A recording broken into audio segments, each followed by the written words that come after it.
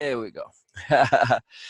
So I was saying that uh, with the course and just with things in general, we sometimes it seems like we jump around and we go off on side tracks, we get diverted. But really, it's not that. We are dealing with everything, we're just not doing so in a linear way. And the reason why we do that isn't just say, okay, today our topic is this and we stick to it. It's because of pertinence and relevance. Look how we learned at school and, in just in general in places. Like you go to a course and you do the course and yes, you need it for your job and it's important and whatever, but nothing sticks because it's not really that pertinent and connected. But when you really want to learn something, like when you want to go and play a game, man, you learn all 60,100 and zillion things in order to achieve your objective. So pertinence and relevance is what makes us learn. Very, very important. Yeah. Oh yeah, life is not linear anyway. Exactly. Exactly. Most people don't know that, but it's not. Right. Exactly. So all of this stuff, that like that mind map. That's why I love that mind map. Yeah, I do Yes, too. there is a bit of a flow to the mind map because we are moving from energy, just kind of general being energy, to power. Right, right, And that's cool. Energy to power. That's the whole deal. right. Can you imagine if everybody knew? It'll come, Donna. It will come. You, It will you come. think so? Oh, yeah. Oh, Yeah. yeah. Oh, yeah. Why? That's what the Biella series is about, isn't it? Exactly. Exactly. Yeah, I Exactly. thought so. And Is that also, what the city of Moore is? say again? Is that what the city of Moore, the vision I had? I Yes, renamed exactly. it. Exactly. Oh, I like that. The City of More. Wow. That's a fabulous name for it. Right? You like that? Oh, I love that. I never thought of that in that way, but yes, that is exactly what it is. And then Right. also, Donna, later on in the series, or maybe even in that book, I'm not sure if it comes into it, but there's the understanding, the profound, deep understanding of effort reward, and that it's a circle. But specifically in terms of how effort reward applies to us when it comes to our motivations. So the new nobility are for those who have that innate motivation in their bones, in their soul.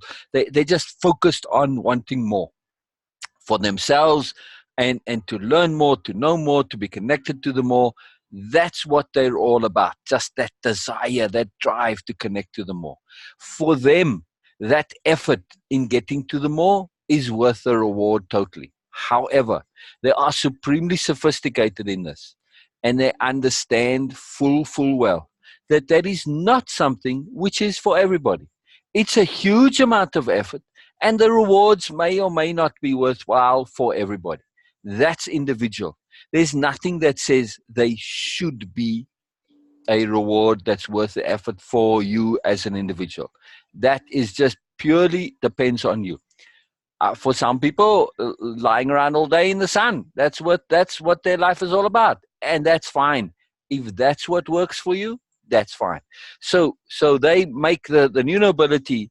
Actually, if you get into the deeper background, I don't know if you like the background of the backstory of things. I love backstory. I don't know. For me, it's very exciting. I love it that for the Biella series, there's a list of supplemental works. And I don't know, there must be at least a couple of dozen of them, which are like, let's say, the new nobility education philosophy. That would be a little supplemental work. You know what I mean? It's like, like scholars make and they go and they do a study on things and they go and do research. Okay, and then they write it up. Yeah. So those explain the entire cosmology and universe and everything that goes into where the new nobility are. And it doesn't just apply to them, it applies to the rest of that particular, system. But still, so in that back study, they are, if you understand the fuller picture of it, all the new nobles, they are employees and members and shareholders of the new nobility corporation, right? So it's, even though they're a society, to give it some kind of structure and coherence and focus, and that's how the thing started in the way the story goes. So they're all part of the new nobility corporation, right? So Biella is an employee when she became not as an aspirant. Then she's like an intern, you could think of it. And then as when she became the new noble, I don't know if you've gotten there in the story yet. Anyway, so then she becomes a member of the New Nobility Corporation and is technically an employee, and she gets paid. Now, what you do as an employee, that's a whole different thing. That's a whole complicated subject. It's all voluntary in a way, but it's a very different corporation. Anyway, they're a benefit corporation, and they really exist, benefit corporations, by the way. B Corps, probably familiar with it since you're in the legal profession, and part of a, well, maybe if you're doing commercial law, I guess it'll come up. So part of a benefit corporation in their, what do you call it? Not manifesto, the corporate, the articles of incorporation. Right.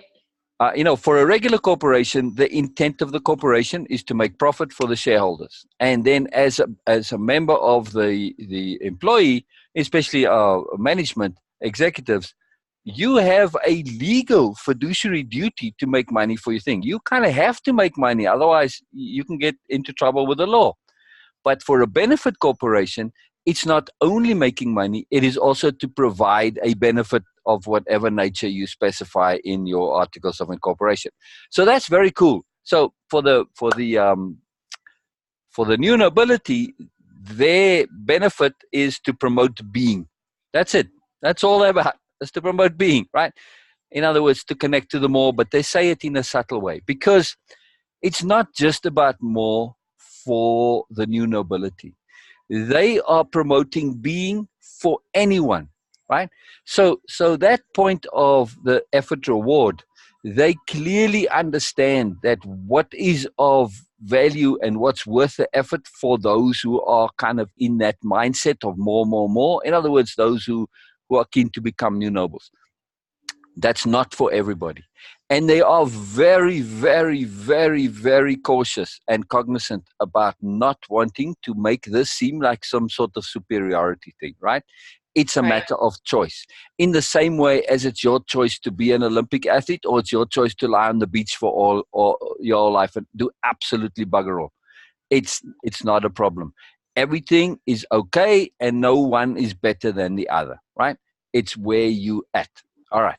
So they actually run public service campaigns, advertising campaigns, and all sorts of different ways to make this concept of effort reward and the fact that it's a circle, and wherever you are on that circle is a matter of your personal choice. There's no better or worse when it comes to effort reward.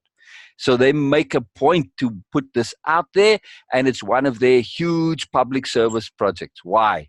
Because if you look at, for instance, look at people who support Trump, right? They kind of lost people for the most part, right? They don't know where they're at. They feel inferior. They feel insecure. They feel they should be more, and they want a cheap victory, but they don't want to spend that effort to get to that more that they think they should have. So their whole lives are corrupted, and essentially they feel crap for wanting just a little and the minimal that they do want. In other words, they bothered and troubled by the fact that to them, the effort isn't worth the rewards. So they think there's something wrong with them, right? They think they're lazy and all this other shit, right? So they feel crap about themselves. But so the new nobility comes along in the corporation in this public service, and they said, no, you're okay. Whatever you want to do, you want to sit around and play marbles all day, that's all good. It's whatever the hell you want to do is good. Now, in order to be able to do that, that's a whole different paradigm. And, sometimes you have to make some effort to get to that point. However, they also actively work at an entire economy that makes space for people to do absolutely fuck all. And it's cool. So they create a place for people to do absolutely, because they understand that doesn't last very long typically.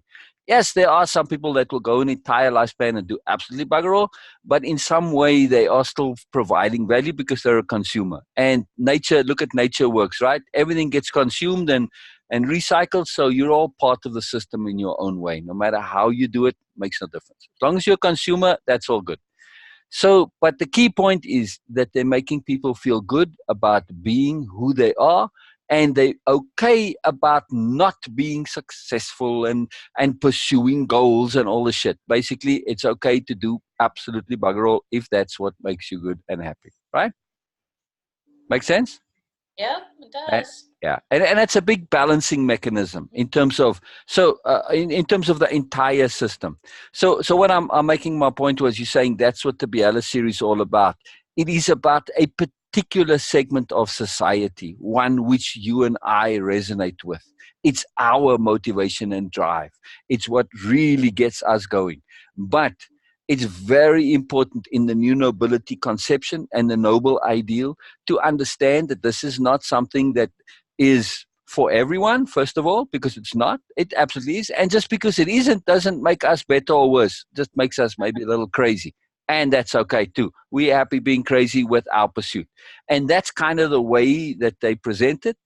They don't want to say, okay, I like doing more.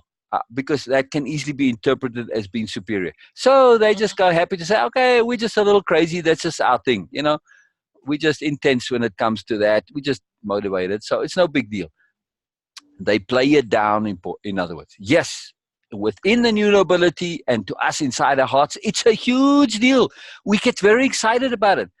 But you know what? People get excited about all sorts of things in life. I mean, have you seen guys when they're washing their car? I love it when they finish, when they polish and they get to that final step and they put that loving little last touch of polish on, right? You know what I'm talking about. Mm-hmm. They get that physicality. You can see it in their bodies, that satisfaction, that completeness. There's a reverence for that last little touch of the way they buff that polish, right? Right. This is important to them. This is what gets, so, everybody's different. What does it matter how you touch reverence or grace? What does it matter what path you take? Makes no difference. All right. For the new nobility, they figure that, hey, we can get there a little bit more easily, but that's all matter of perspective. So it's just your choice. It's just personal choice. No better or worse involved. And it's a very big part of the mindset that, hey, you know what? There's a space for everyone where you want to be at. And they actively work towards making sure that everyone is able to find that spot where they resonate and connect, where they feel pertinent and relevant. And that is supremely important. So in the way that the New Nobility Corporation works, right? I'm sorry to go off on a tangent, but it's all very pertinent because it's about perspective also, right? To shift the perspective, to look at things from a whole different way of being.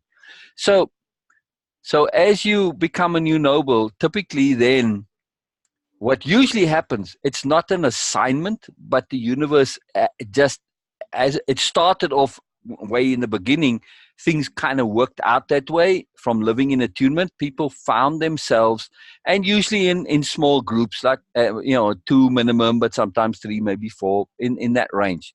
They found themselves in communities, living in different communities, not on nobilia, kind of in the world. And in that community, they kind of serve as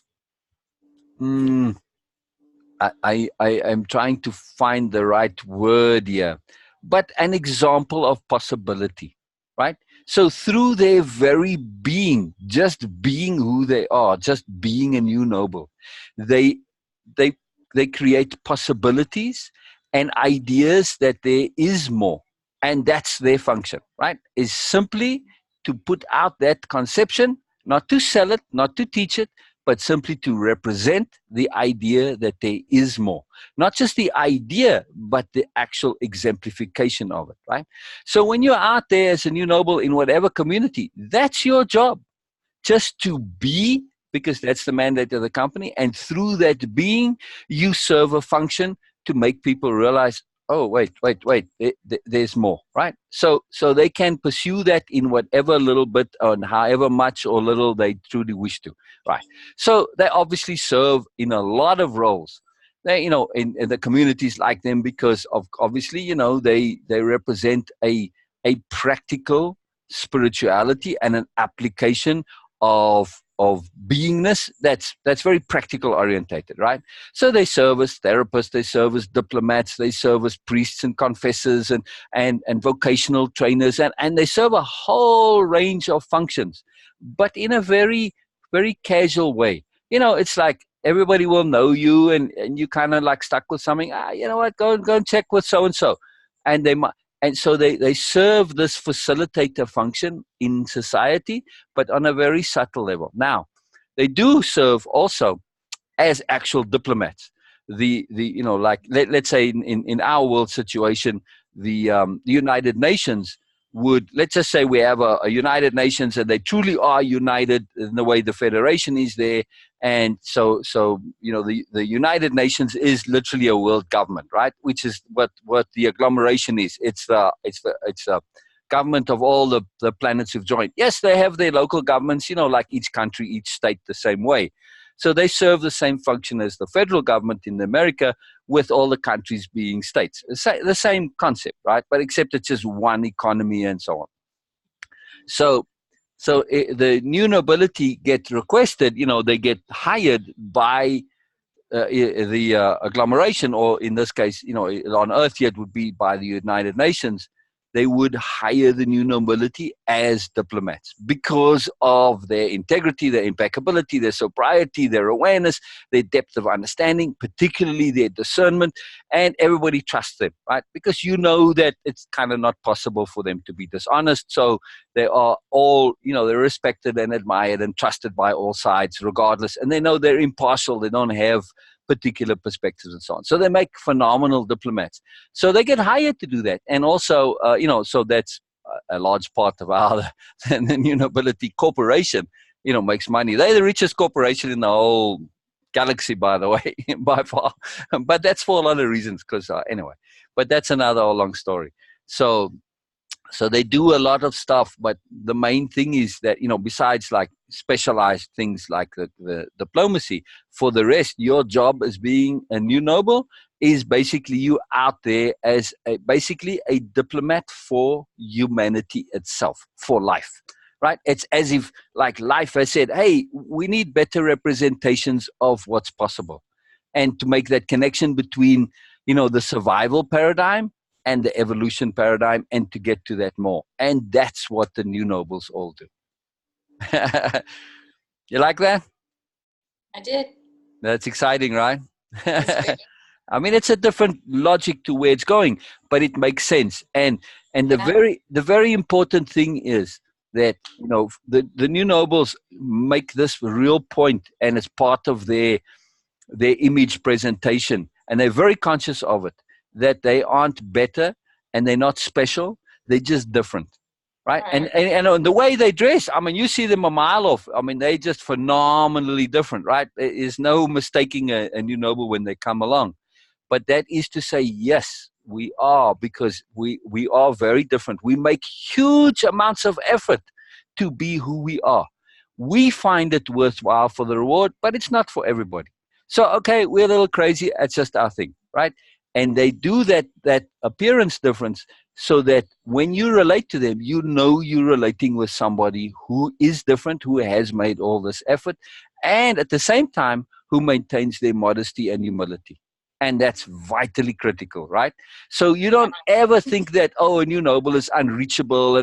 No, they accessible to everybody, right? Absolutely everybody. And that is absolutely essential in the whole thing. There's no hint of elitism. If that ever comes up, they squash it immediately. Nothing elite about it at all, so very exciting, right? This is more than a book, huh? Oh, yeah. It is a philosophy of being. And that's the point of the story. It is to put it into application so one can say, hey, here's all the stuff. Because to say it in like I did it now, yes, I'm explaining, but you have something to connect it to. If it was only this without the story, it would be a little harder to connect to. So, and the same thing if you just lay out the underlying philosophy, you go read philosophy books. I mean, they're really useful if you want to get to sleep. But other than that, they're difficult to connect to. So when you put it into actual application, that's a better way to relate to it. You see it filling out. And because of the way she interacts through extrapolation and through implication, we start to see how the thing works and, how she interacts with everybody and so on. So, yeah, it's pretty cool. It's pretty cool. It is very cool. Yeah. May I ask a personal question? Oh, always. What is your name? What is your name? Well, my name is Sil, and it is Sebastian. Sil is it's my nickname, I guess, like because it came from my gaming days. You know, that was my game Still? name there. So how do you say it? How do you pronounce it? Sil, Still. Syl. Sil, yeah, Okay, like in still. silver, yeah. Still. Ha, Okay. Sil. But that's not my birth name. Sebastian is, yes, that's my middle name, and then my birth name is Leon, Leon. But I Oh, so used to so here's what happened. See, so when I was on the internet, but not on social media, and I tried to avoid going on social media, and I wasn't very keen on the idea of it and the underlying logic. Anyway, so the universe said, no, you got to get on there, and all sorts of things. You know, force of circumstance pressed me into it. But I was playing online games. I still play them, but um, in the online gaming, and the online gaming is I'll show you real quick. Yeah, I hope you got a bit of time. Yeah, we diverging, but this is important background stuff, so it's pretty cool. Anyway, so in the online gaming, I made a name, and my name was Sildanada. There just happened to be the name at the time that I chose. I was looking for an elf name, and anyway, so but then I spent a lot of time on comms, which is like Zoom, but it's usually without the video. So while you're playing, you chat to other players, and you're in a guild or a community or a corporation or whatever the particular game is. Um, and you spend a lot of time on these voice comms, while you're playing, and you do stuff together, and sometimes you just hang out. So you get to know a lot of people, and I played a lot. I was like on all day long. So and I played different games, and I kept my name Sildanada with different games. And then I got to be friends with some of the people outside of the game, like just on through social media. So at the time I came onto social media, basically more people knew me as Sildanada than or Sil. Everybody calls you as because Sildanada is one word, by the way, and not two. But they just call Sil for short. So more people knew me as Sil than as Leon. So I just used that online because I was like, who the hell are you now? So I didn't really know anybody except for Livia who knew me as Leon. Or very few, couple, but very few. So that's how it came to be. And my last name is unpronounceable, so in regular English. So it just was no point to keep that. So so I just stuck with Sil Sebastian. I was Sildanado on Facebook for a long time. But then everybody they assume that it's a Hispanic name, and they like people would message me in Spanish and stuff. Like I don't speak Spanish, so that's why I changed it to Sil Sebastian. I gotcha. Yeah. All right. So Thank you. I want to show you something here real quick, just in a screen share. Just when I'm talking about games, I want you to see what I mean, because some people think video games is like all sorts of other stuff. So you see, I'm in this place, and let me not scroll so fast. And this is a city. This is like Tree City in Nobilia, and I had the idea of Tree City like way before I came to this game. So let me turn off the UI so you can just see it pure. So in Tree City, this is very similar to. So we're in a tree now. I mean, even though there's water here, we high up. The trunk is like way below us. I mean, this is a huge, massive tree, right? And you see, this is a root that's been shaped as a little pathway. Let me actually zoom out so you can see a bit better. And you see, even though there are other trees here, they're all just little mini branches. So it looks like it's a little world, but this is all actually as part of the tree. I don't know if there's a view of the main tree anywhere, but you get the idea, and you see how Yeah. you see the little building here. It's like Yeah. you see, this is actually the trading station where these are all like traders. Yeah, anyway. So and these the people here, this particular race, they actually plant people. So they born from this tree, and they come fully grown out of the pod. Try and show you. Here's one. You can see more how they look more naturally. There's a Kind of couple of reminds a me of the couple of the movie locals. Avatar. Say again. It kind of reminds me of the movie Avatar. Yes, The tree yes, and the yes, special. Yeah, yes, I love yes. that movie. Kind of similar. But anyway, the point I'm making is not so much about Tree City, but about the game now, and there's a lot of similarities or a lot of usefulness in here, and we'll bring this up a couple of times. So you see these ones here with all these people with the green, right? They are computer generated characters. All right. So some of them will run around, like you see. There's one running around, and they'll be doing various things. But mostly they don't do very much. But they called NPCs in gaming language, and this is not just this game. In games in general of this type, and these are called MMOs usually for massively multiplayer online, Mm. because these games are huge, right? So they call them NPCs, and they're computer generated, and you can talk to some of them. But here's an actual other player, right? You see, they got the little different color. Now that's a person like me who's running around, and I could message them in the message on the left here, specifically, or this is just like a general chat, like there's no just like a forum, but it's like Messenger, but everybody can type on it and everybody can see it.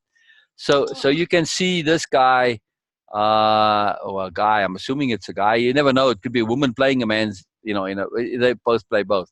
But this person, they can run around just like I can and do whatever they want, and we can interact, and then, of course, there's all sorts of things we do in the game. But that's the key difference between this game and MMOs and some of the other games. Like, for instance, they call them first-person shooters, which is a category of games, not always just about shooting, but essentially it's just you, and the rest of the game is all the NPCs or AI. And sometimes the AI gets very complex, and they do all sorts of stuff, like they're bosses and you fight them, and all sorts of stuff. There's adventure games and discovery games, all different kinds. But this game, these type of games, it's a world, and it's very much kind of like the world we're in. You run around and you do stuff, and there's all sorts of stuff you can do. Now I'm inside the city here, and stuff is all nice and calm here. But let me go out of Tree City and just go into the countryside. So, but the reason I mentioned this about the NPCs, well, and also that the complexity of this game, it looks very simple now, but it is massively complicated. Yeah, I mean, it's like takes a university degree to do things. Okay, so you'll outfit your character, and you see each piece of equipment. You see it's got all these stats on it, right? So that's the helmet, and there's a literally like 1,000 different variations of how you can put yourself together and how you want to be.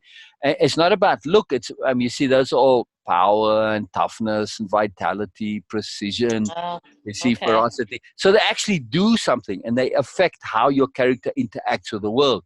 So and then you've got that's just from your gear, right? For your equipment. I mean, then you can go and get all fun, and you can do like they call them fashion wares, where you put on a wardrobe and you can dye all of this and make it look all fancy, and you can put on. I mean, this is actually armor in a sense, but just the nature of this particular game. But people really get into the fashion, the style part of it. It's really huge. And it's very artistic and very creative too. But then you got like your traits here, you see? Like I can choose these, and that would be different to the setup. You see, I can have all different combinations of these. And there's more than 3 of these. I think there's like 6 or 7 of these, but you can only have 3 at a time. So you're also setting up how your character does things, how they interact. So it's really profound. I mean, it's a big deal, and you see all the different combinations of what gear and equipment you use, and then you've got skill points. And this is like your story journal. You see, like each like a season, and this is like being inside a living movie. And what is this? Oh, you can craft stuff and make stuff. I mean, it's just, and I don't even have. This is just the recipes that I have. I mean, there must be 10,000 different things you can make, and you can do achievements, and um, there must be, I don't know, like 100,000 of these things to do. I mean, it's just, and masteries, it's another whole complicated thing. So I'm just trying to say that these games are phenomenally complicated. It's like life, it's really cool. Okay, so there we can see the pale tree in the distance. Oh yeah. That's where we were, right? But each of these, you can't see where we were running around on. It's so huge. It's like blows one's mind how big it is.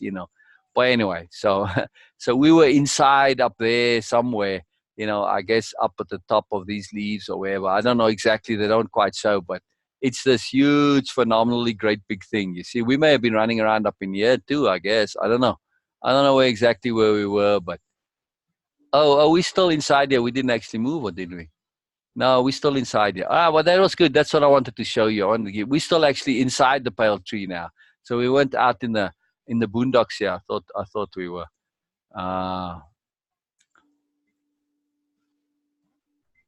Why is it not letting me get there? I don't know. Something's a bit odd. Anyway, so that's just what I want to. And I mean, there's this is just one part of it, like one city, and there's a bunch of major cities. And well, if you look at that map again, I just want to show you the complexity of this real quick. You see each little spot here. That's like a state or a country. It's a separate whole place, and it's got its own deal. I mean, I'm just in this little spot here, and you already see there were like 3 levels or 4 levels. You already see how huge that is. So you can imagine the rest of this. And I mean, does this gaming help with sort of understanding conceptually some pretty big things that are real? Yes. But does it in a small way? Step by step, so your brain doesn't go. Blah, blah, blah. Yeah, it does to a large extent. Because it's about when you first start playing, you think you're overwhelmed and the game is too huge. And a lot of new players they get kind of, wow, so much to learn. But because it's a game, you're excited. Oh my God, there's so much more. There's always more to learn. And, so there's this, I love staying a noob in the games. I'm a perpetual noob in the games. And you see a lot of knuckleheadedness in the games. Like people will level up. Okay, leveling is a part of all games. It's just built in. It's kind of inherent in the logic of games, right? So, I mean, my characters, I've been at this a while. They're all max leveled already. But people will rush like crazy to level up, and they'll push and push. It's like, man, level up as slowly as possible. It's going to come whether you want to or not, because you can never go back. So stay a noob, as I'm a perpetual noob in the games. Because when you're in that noob state, everything is all wonderful and exciting. It's like, oh, wow, oh, wow, oh, wow. But when you chase it, it comes so fast, you lose all that connectivity to it. And why? For what? Once you get to the end game, they call it, then it's like, well, now what do I do? It's like then people don't know what to do with themselves. So stay a noob. There's always stuff to do, though. It's very exciting. But yeah, it does. It's very profound for looking at ways of being in a different way. And that's really profound, to see the world so differently. And to also understand that, the way to deal with complexity is to just take it slowly and to deal one thing at a time. So see, I'm riding a jackal now, a special jackal. I'll show you. There's all sorts of mounts, like 6 or 7 of them. But anyway, the jackal feels most like a horse, So yeah, I'm gonna exit the city and use the portal to go out into the countryside. So that's another thing that's kind of cool.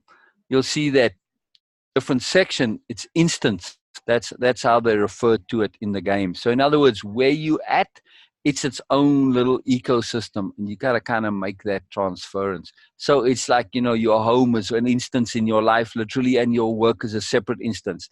Yes, there's interconnectivity, but you have to kind of portal to go from one to the other, and we have to be aware of that. So here I'm out in the countryside. I don't know, to me, one of the things I enjoy about this is that, look around what I'm looking at. Every single thing that I'm looking at, every single aspect is all art, right? You're inside art. Isn't that something? When you think of it that way, I mean, this is all somebody's imagination that had to put this together. Now, if you think how you would create this and put this together, all right, you could say, oh, I'm drawing a painting. But this is 3D because I can run around this route. You see how this is coming from the pale tree, because we exited the city now and we're looking back at it, you see? So somebody has to design all of this, you see? And here's somebody's little flower home, and you see all of these little things. all the different people. The Silvari, that's what they called. It just so happens my name is Sil. And this game, I didn't play the first game. So I had Sil before I came to this game. And they made the Silvario very much like the new nobility. I don't know. I just thought it was very cool. So it's just one of those fun things that, So, but just think of the imagination it takes and the view and the vision. Now, what I like about the games, we'll get onto the perspective shifting in a minute. Sorry, I'm just going off on a bit of a tangent here, but it's pretty cool. Is that this is an application of philosophy, and very specifically so, not just from my perspective. Yes, I look at and I play the game very differently to most people, pretty much everyone I know. But anyway, the gaming, the developers, the programmers, they have to set up a gaming philosophy. And this particular game came out of a similar game, which it was like the big daddy by a long shot, World of Warcraft. You may have heard of it. It's been around for, I don't know, 15 or 20 years or something. And for the longest time, they had like 10, 12 million subscribers a month. They still do. But the only other games, they typically had maybe 100,000 subscribers a month, right? Nobody got to that level until in the last couple of years, a few have. So they were always this big, giant, 90-pound gorilla in the gaming world. And they set the standard for a lot of things. It's changed now more in the last couple of years, but still. So this game came about because of a change of philosophy in how the developers said, we want to play the game.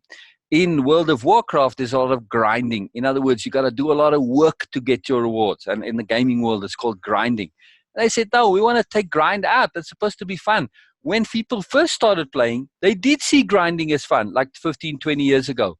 But not anymore. It changed, right? So there was an upgrade to the underlying philosophy of play. And that's why I like to play these games, is to see what people deem as play, how they play, what is playful to them, and how they learn through play. Because there's profound learning involved here. I mean, it's unbelievable the amount of learning when you really get into it.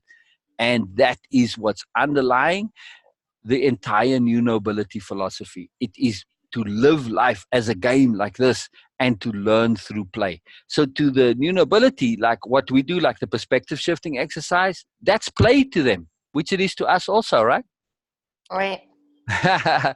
Anyway, so I just wanted to show you, and then I just to give you a little bit of a, it would take me a whole day to show you, but let me just go to like another, a different, more sort of conventional city, just more usual, more medieval style city. So there's all sorts of different things. There's kind of a high-tech one and all sorts of different things.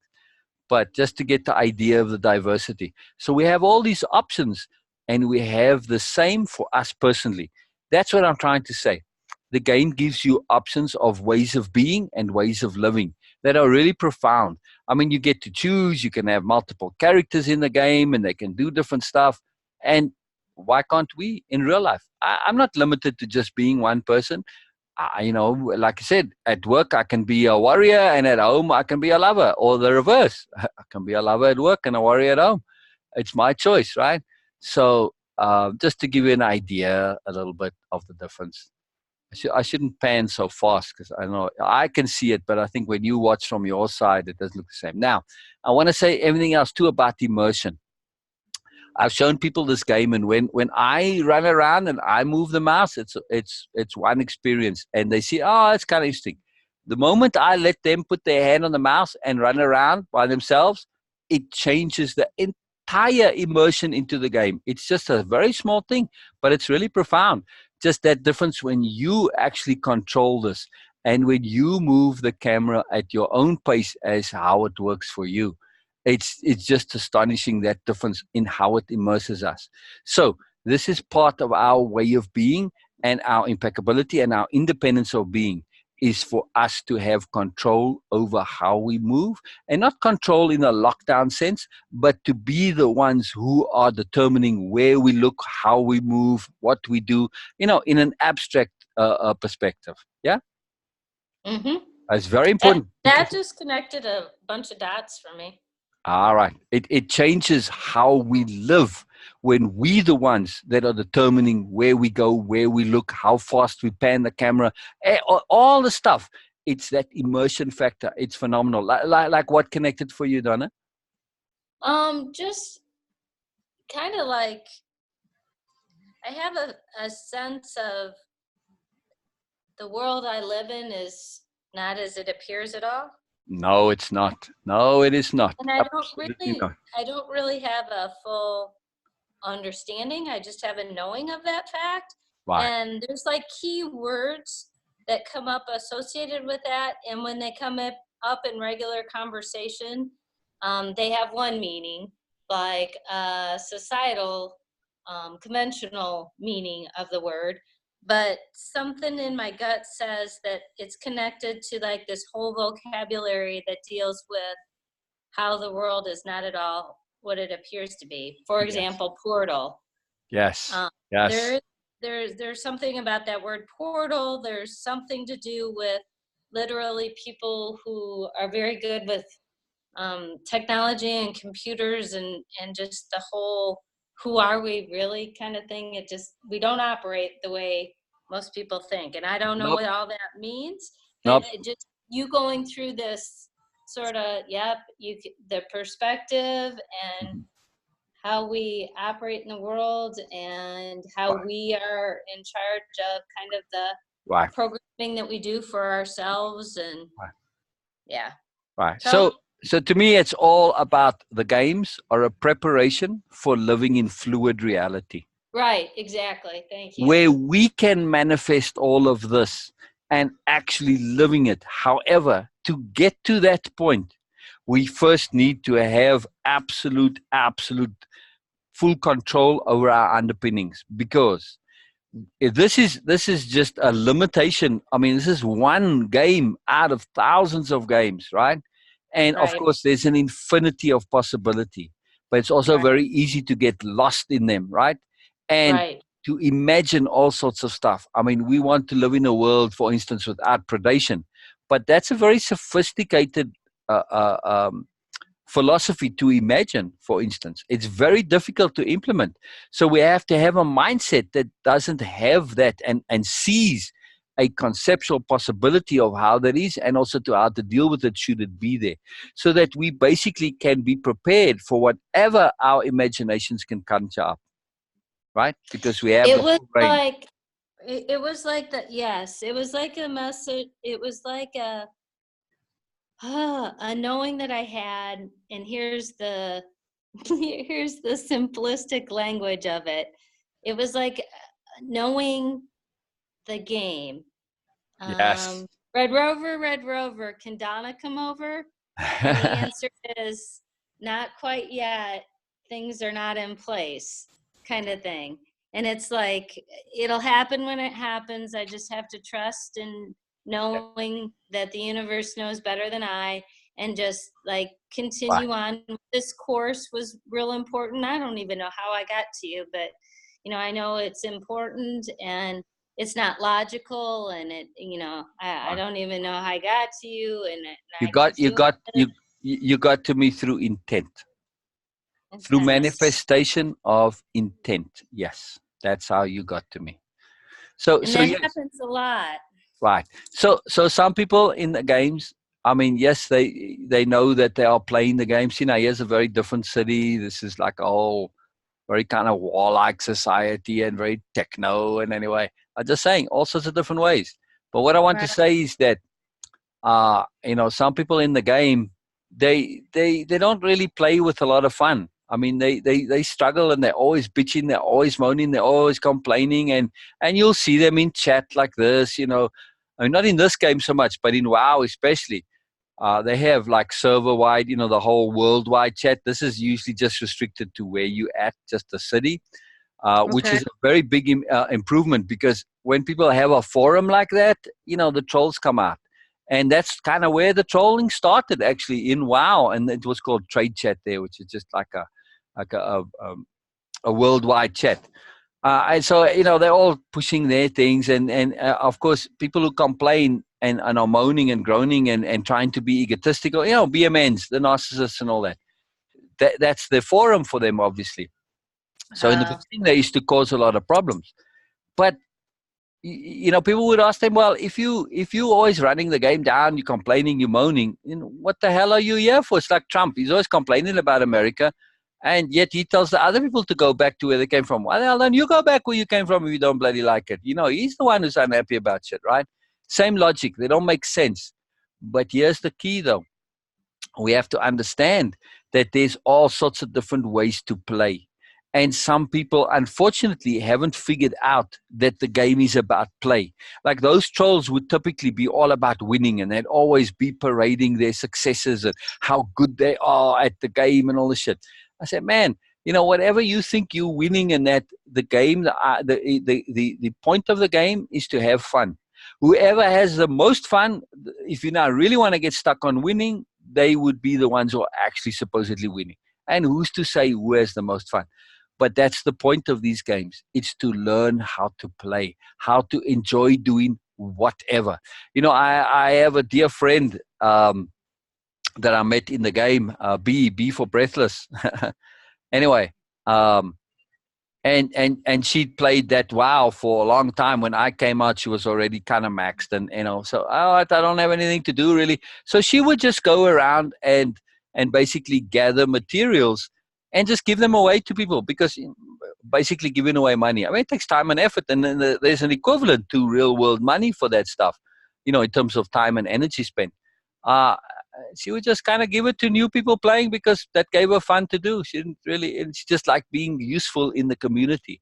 So I'm just saying, what other, and that's something that people would not enjoy doing, this part of the grind, to go out and harvest stuff, because you can run around and harvest these raw materials, which you make stuff with and whatever.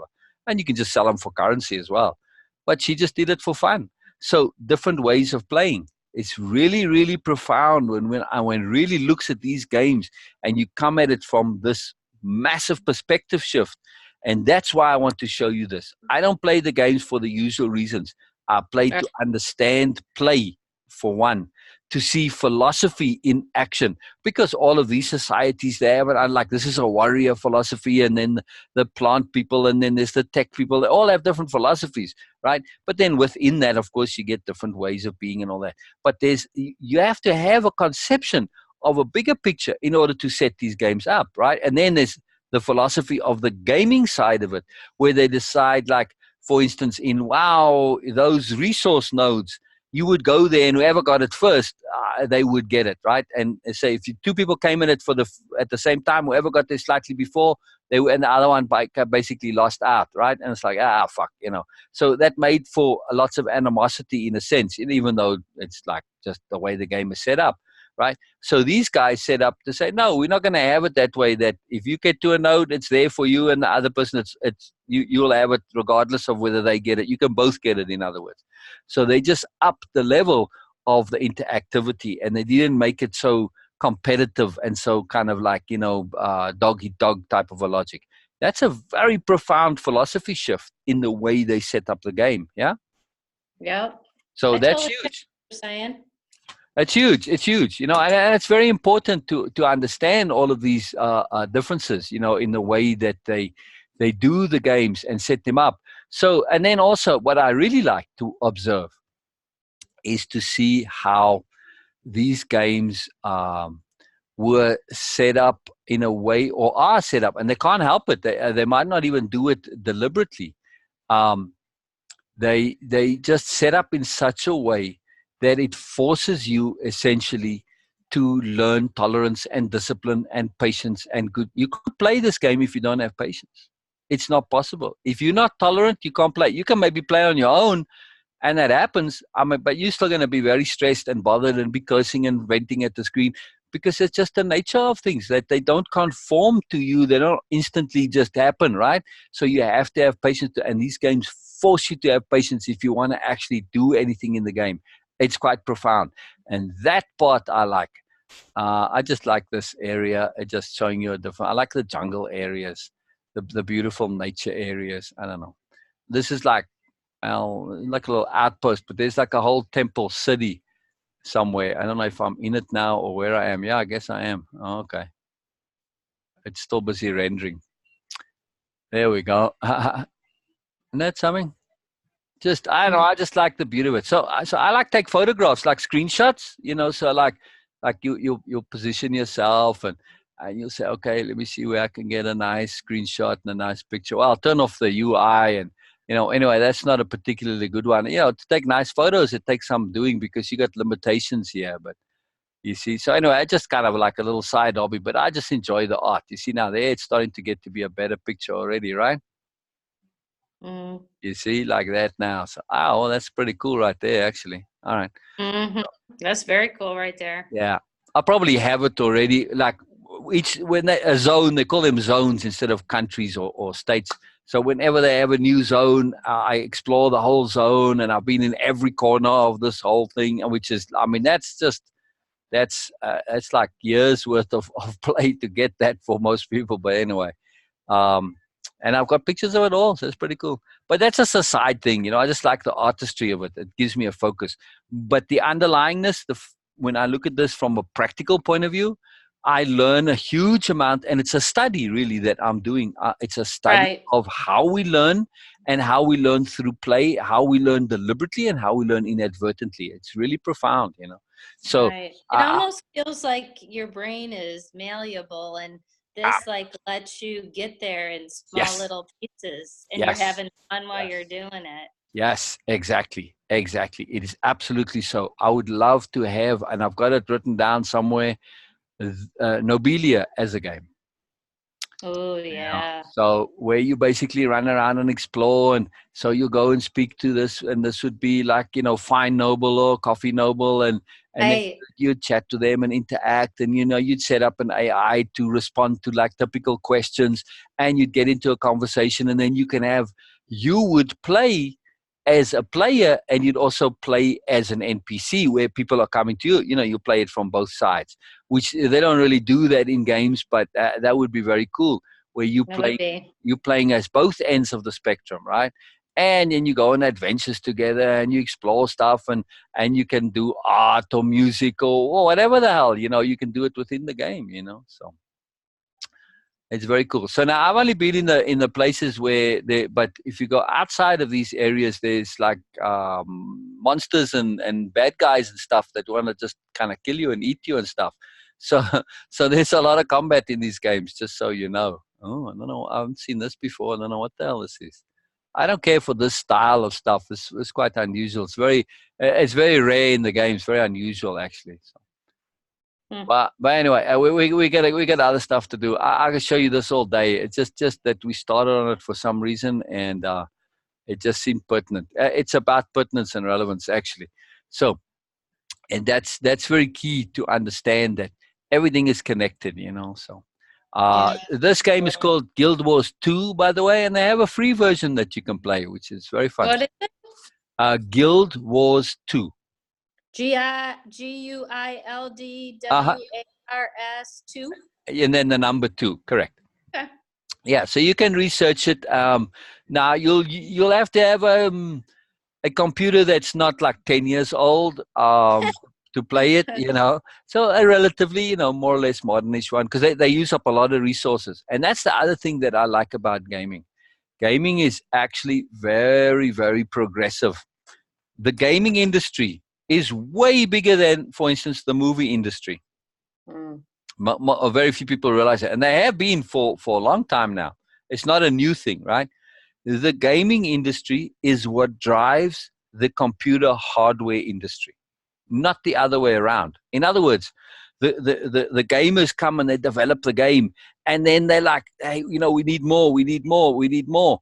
And then the hardware guys have to figure out how to make hardware to enable that game to show and render and play at its best effect. The gamers always want it like to look better and to everything to play faster, and because there's so much complexity in the game, because you've got, I mean, the compounding interactivity of things is just like way beyond incredible.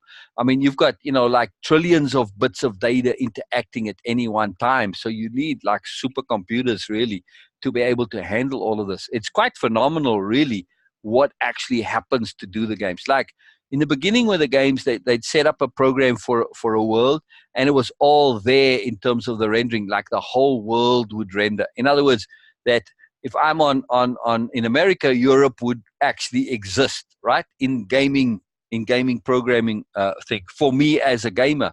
But then they changed it because that used up a lot of resources. They changed it where when I come in, only Sedona would render for me. Literally the as much as I can see around me. Okay, so if I'm inside the building, that's all that renders. The rest doesn't exist. The moment I go outside, nature and the Sedona Mountains, they start rendering when I go outside, the moment I go through the door. So it renders on demand, in other words, right? Where you at. The rest of the world doesn't exist until you go there. Isn't that quite phenomenal? Just that concept that your world renders where you at. In other words, the world is a description and we're the ones describing it. Now, that doesn't mean that the world doesn't have continuity because, okay, so I go to the, like I was jumping around there. I used the waypoints to do that. It doesn't mean that when I get there, it was the same as it was when I left. No, stuff was ongoing and it updates when I get there to catch up to what happened while I wasn't there, which is again quite phenomenal. But that happens because of it's in the background of the entirety of the program, but it doesn't have to render for me actually in terms of what I see. So our visual world that we interact with, that renders on demand. Well, in the game at any rate. And I suspect there's a lot. Yeah, in the game. Say again? I said, yeah, in the game, quote unquote. Right. But I suspect there's a lot of parallels with life itself that how Yeah, it works. so. Because if you look at this, and I always thought this is from when I was a kid before like computers and stuff even really came to be.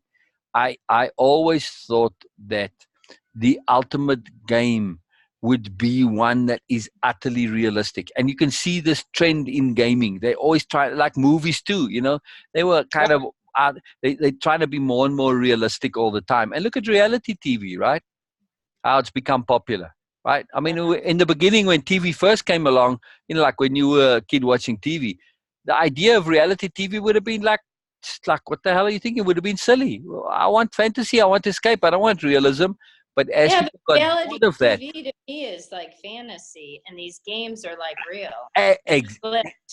Exactly. That is exactly it. Exactly. It's quite amazing. So there's this big shift in conception, in other words, as to how to play. But even that game that I'm at now, you have games. I mean, that's it's a fantasy genre. I mean, there are other games, like Star Trek or Star Wars. Both of them have their game versions, and I love those too. The sci-fi games.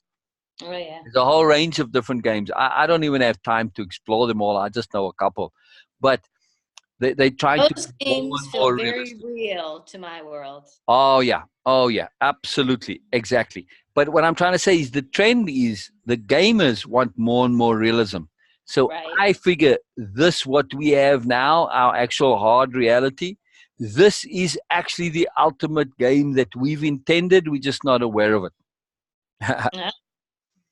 Anyway, so let me get close Facebook, make things a little faster.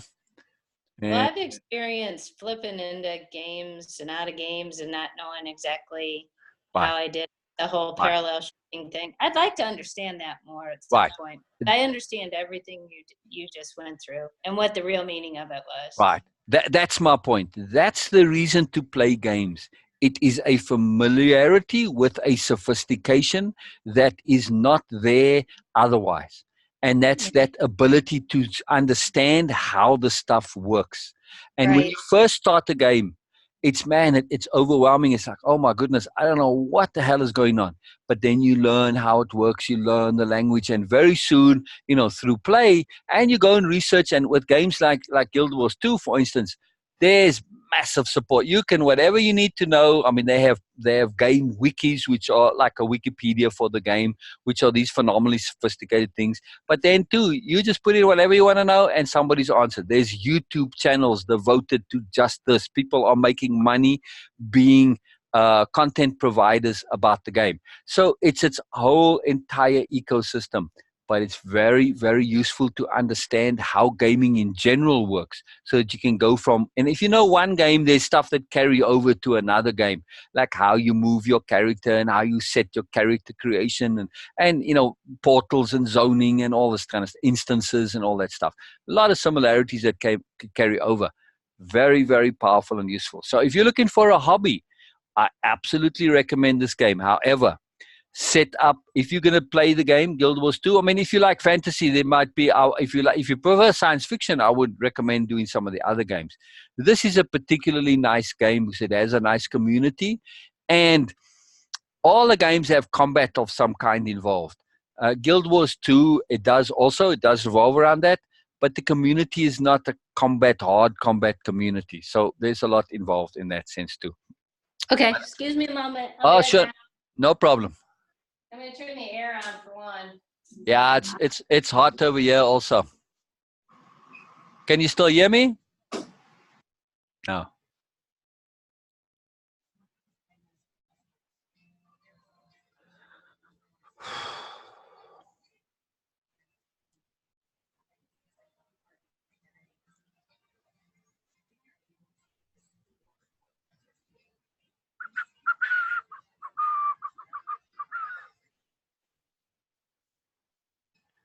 I enjoyed showing you that, Donna. That was cool. That was very cool indeed.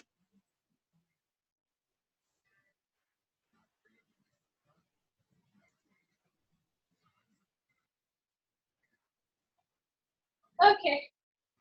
All right. Thank you, back. So what is it when you have deliberate intent and focus on something and it manifests in your inner circle around you a lot, but not necessarily in your world? That's a power issue. I mean, just think, if you want to manifest the whole world, you're going to need a lot of power, no? Right. It's very simple, really. I mean, when we get down to it, that's why everything that we do, it's energy to power. We have limited energy, and yes, we can increase our energy, but in general, it's about how we use that energy. We waste the bulk of our energy on all sorts of crap and nonsense, so we don't have it left over for power. So that's very important to understand that. And that's why. Will we get to that? Will we get to like how you kind of harness? Okay. Oh yeah, absolutely. Oh yeah. I mean, that's what we're all about, right? Is moving energy to power. That's another thing with the gaming. The combat aspect of it is very profound and useful because it's strategic and it's learning to think in that way as a warrior. It's very powerful. Plus two, all of these games, they are dependent on energy and time management as the mechanism for how you engage with the world. It's like economics. Economics is all about energy management. What is money but the representation of energy, right? Right. If it takes a lot of energy to make something or to find something, it's expensive. So it's the same logic. All of it is, everything in the world is about energy management. It's very profound. The whole game, that's what it says. The awareness, yes, it's about awareness, but the awareness, the purpose of it is to be aware enough so that you can use your energy, which is energy management, mood management, habit management, so that you can take that same energy, which now gets squandered and wasted, and transform it into power. Very simple. Very exciting too. All right, Donna, in your notes, where were we at the last? Did we do this exercise? What is the cost of non-action and not doing? Regrets, missing out, same old, same old? No. No, we didn't do this. Our cost is also the lack of adventure, magic, the ineffable. No, we didn't do this? I don't think so. I thought we did. What is the last thing that you have in your... Perspective? Are you in the perspective shifting? Yeah, in the perspective shifting look workshop. Look at things from multiple perspectives, learning and growth, enjoy learning, have fun, unrelentless positivity, the roots. The last exercise, the last specific exercise we did. Exercise? Yeah, like exercise 3, 3B, 3C.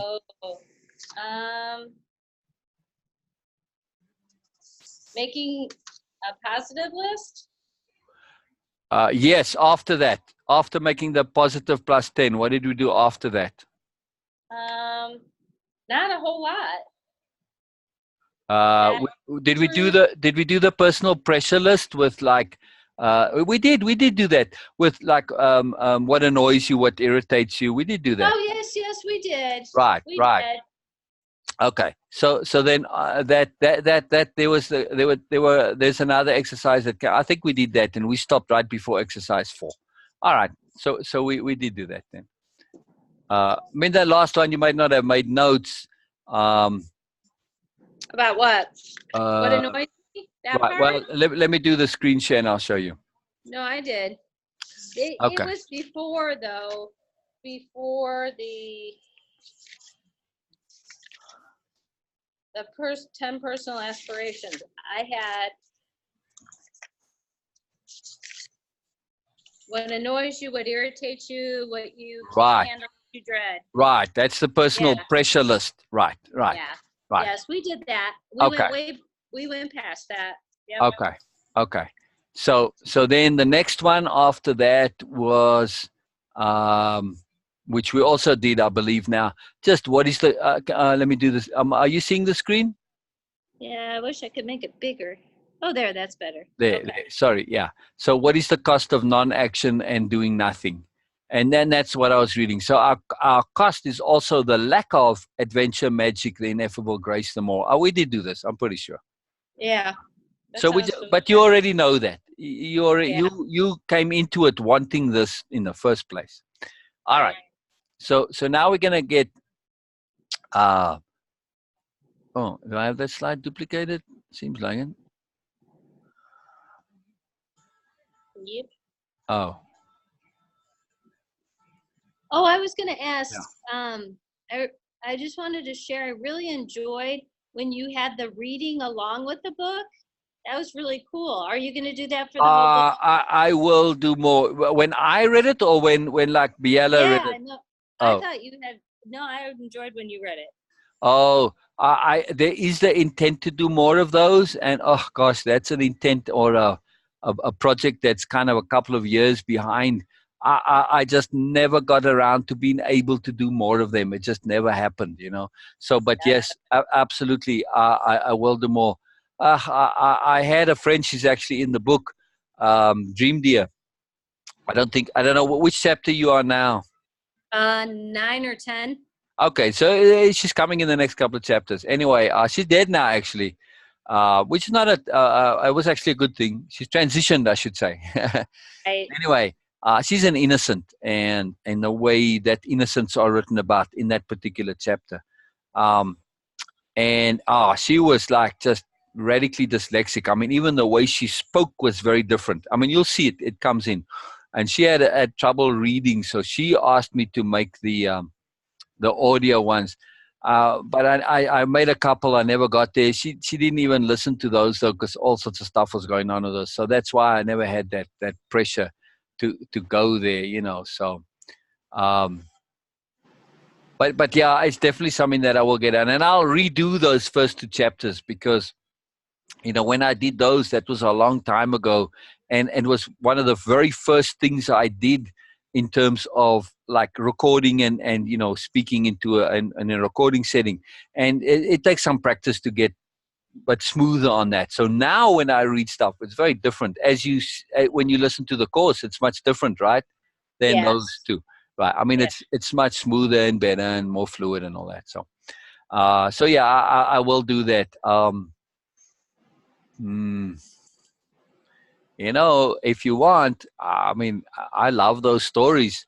It means you'll have to go a little bit back, but I could read them. We could read them together, like we That, do the course stuff.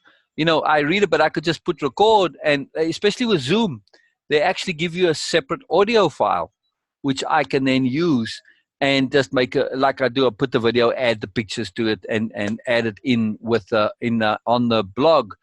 Add it in there the way I have it. So, yeah, I could do that if you want. Just say, But then I think I've only got chapters 1 and 2 on the audio, right? yeah, it was Yeah, it yeah, was one, yeah, 1 and 2, I believe. right. Yeah. Right. So that means we'll have to go back a little bit, but I can, for me at any rate, I suspect might be the same for you. it's a story that I can hear multiple times. I don't mind Oh, going over it. sure. I definitely So, have gone back so, and so reread right. chapters All several right. times. So I tell you what, Donna, since everything is course and it always is, right? Right. I love interactive readings. We can do a reading of the book, and then if something comes up that we want to discuss, I'll just hit pause on the recording and we can get into it and then carry on with the reading. Well, you should have like a book study group. We could That's do it as a group. that's exactly what I mean. Precisely to do it that way. Yeah, that'd Exactly. be awesome. Exactly. Okay. So I'll set that up. I'll send an email to everybody, and you know, Donna, this is for me interesting, and this is what I truly love about you. And Teresa is very keen. She would love to be able to have the space to be able to interact the way you can. You know what I mean? I mean, like if it was up to you, I'm pretty sure we'd get together every evening and interact, which is fine by me too. Yeah, I tell probably. you what, that's what I'm trying to say, Donna. I have time available to do things, and I can shift my stuff around. So if you're on and you want to do something, you just say, now we've got the book and the course, which is very exciting. So we'll basically just start getting together pretty much every day now. Otherwise, we'll never get that done because it'll take a while. So, because that reading is going to take some time too. So we'll just do like one chapter. We'll try for one chapter a day. It might not happen, but we'll try. So that's pretty exciting. I like that. That makes me very happy. And it satisfies that intent to do the audio for the books. And also it will lead to I've got book three. I've got book three posted for the most part. I have to finish it still, but then I'll finish it. Book two is written but not edited and not put together. It's like all in parts. And then there's I don't know. There's book two probably should actually be book two and book four, because book three is like a little diversion, so it doesn't continue the longer story. So Well, anyways, the books serve as the gaming does. The books serve to your course the same way gaming does to life. exactly, exactly, exactly. So it's part of the course. It's very profound, and everything is Right. course, because it's all about the pertinence and relevance. I was explaining to Teresa. I said, the online part of the course, it's a tiny fraction of the whole deal. Right. Program. I should start calling it program rather than course, because when people think of course, they think like, you go and study, Microsoft Word or something. You do a course on that. They have that mindset. So we've shifted to calling it the Life Change Program, because Okay. that's really what it is, right? And it has a better resonance, because that's really what it is. It's a life change Right. program, I see. I hear you. right? So Okay. anyway, Here we go. Shift perspective. right, Shifting okay. perspective. Yeah. So just saying that, when you put it all together like that, that's pretty huge. And it's about the pertinence and the relevance. So I was explaining to Teresa that the online sessions are there just to stimulate and prompt things, and to get you to do some kind of a takeaway and a perspective shift, and to bring your understanding. And from there, we get into the real learning stuff, right? Right. Because otherwise, how are we going to know what's really pertinent and relevant to you? Not even you will always know. It's stuff that comes up, and it's like you kind of get triggered in a way, right? Right. So, and that's Absolutely. very powerful. That triggering, that's where the learning takes place, is when we get triggered. Oh, before we carry on, I want to say something. Personal heart, my heart says, I love, love, love, love, love that you in the fitness thing. That fitness is important to you, and it's a big deal, and it's a big part of your life, and that you like so into it. It's huge, Donna, for you personally in particular. I could explain why I say that, but it'll take me the whole day. I mean, there's a lot that goes into me saying that. It's not just a random idle conversation, but for you personally to have that physical focus, it is profound, and it's huge, and it makes a massive difference in your life. Without it, your life would be very different. You would be very different. Hmm. It gives you Thank you for that. contrast, it gives you a shift, and it prevents you from becoming too immersed in your particular bubble world, which can be, otherwise it may become too limiting, and it gives you that outside break in perspective. So it's very vital, and also it gives you that physicality. So it's very, very good to see that, and it's a combat for basically psychological overload.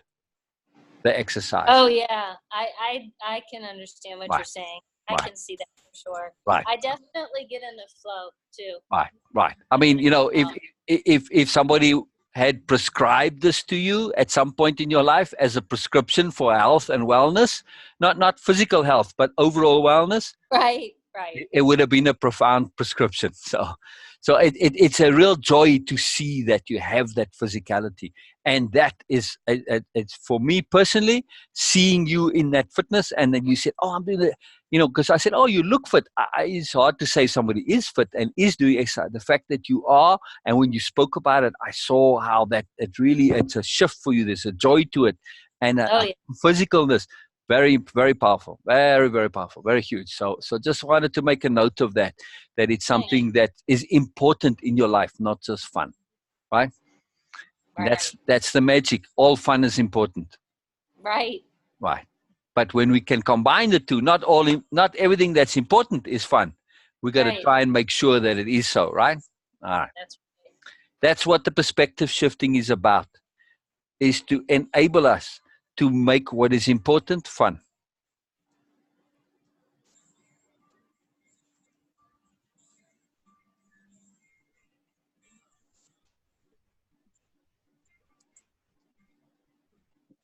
Right? Because, like we said, what's fun is important, but not everybody makes the connection. But the other way around, that's something we want to be able to deliberately, of our own choice, implement, right?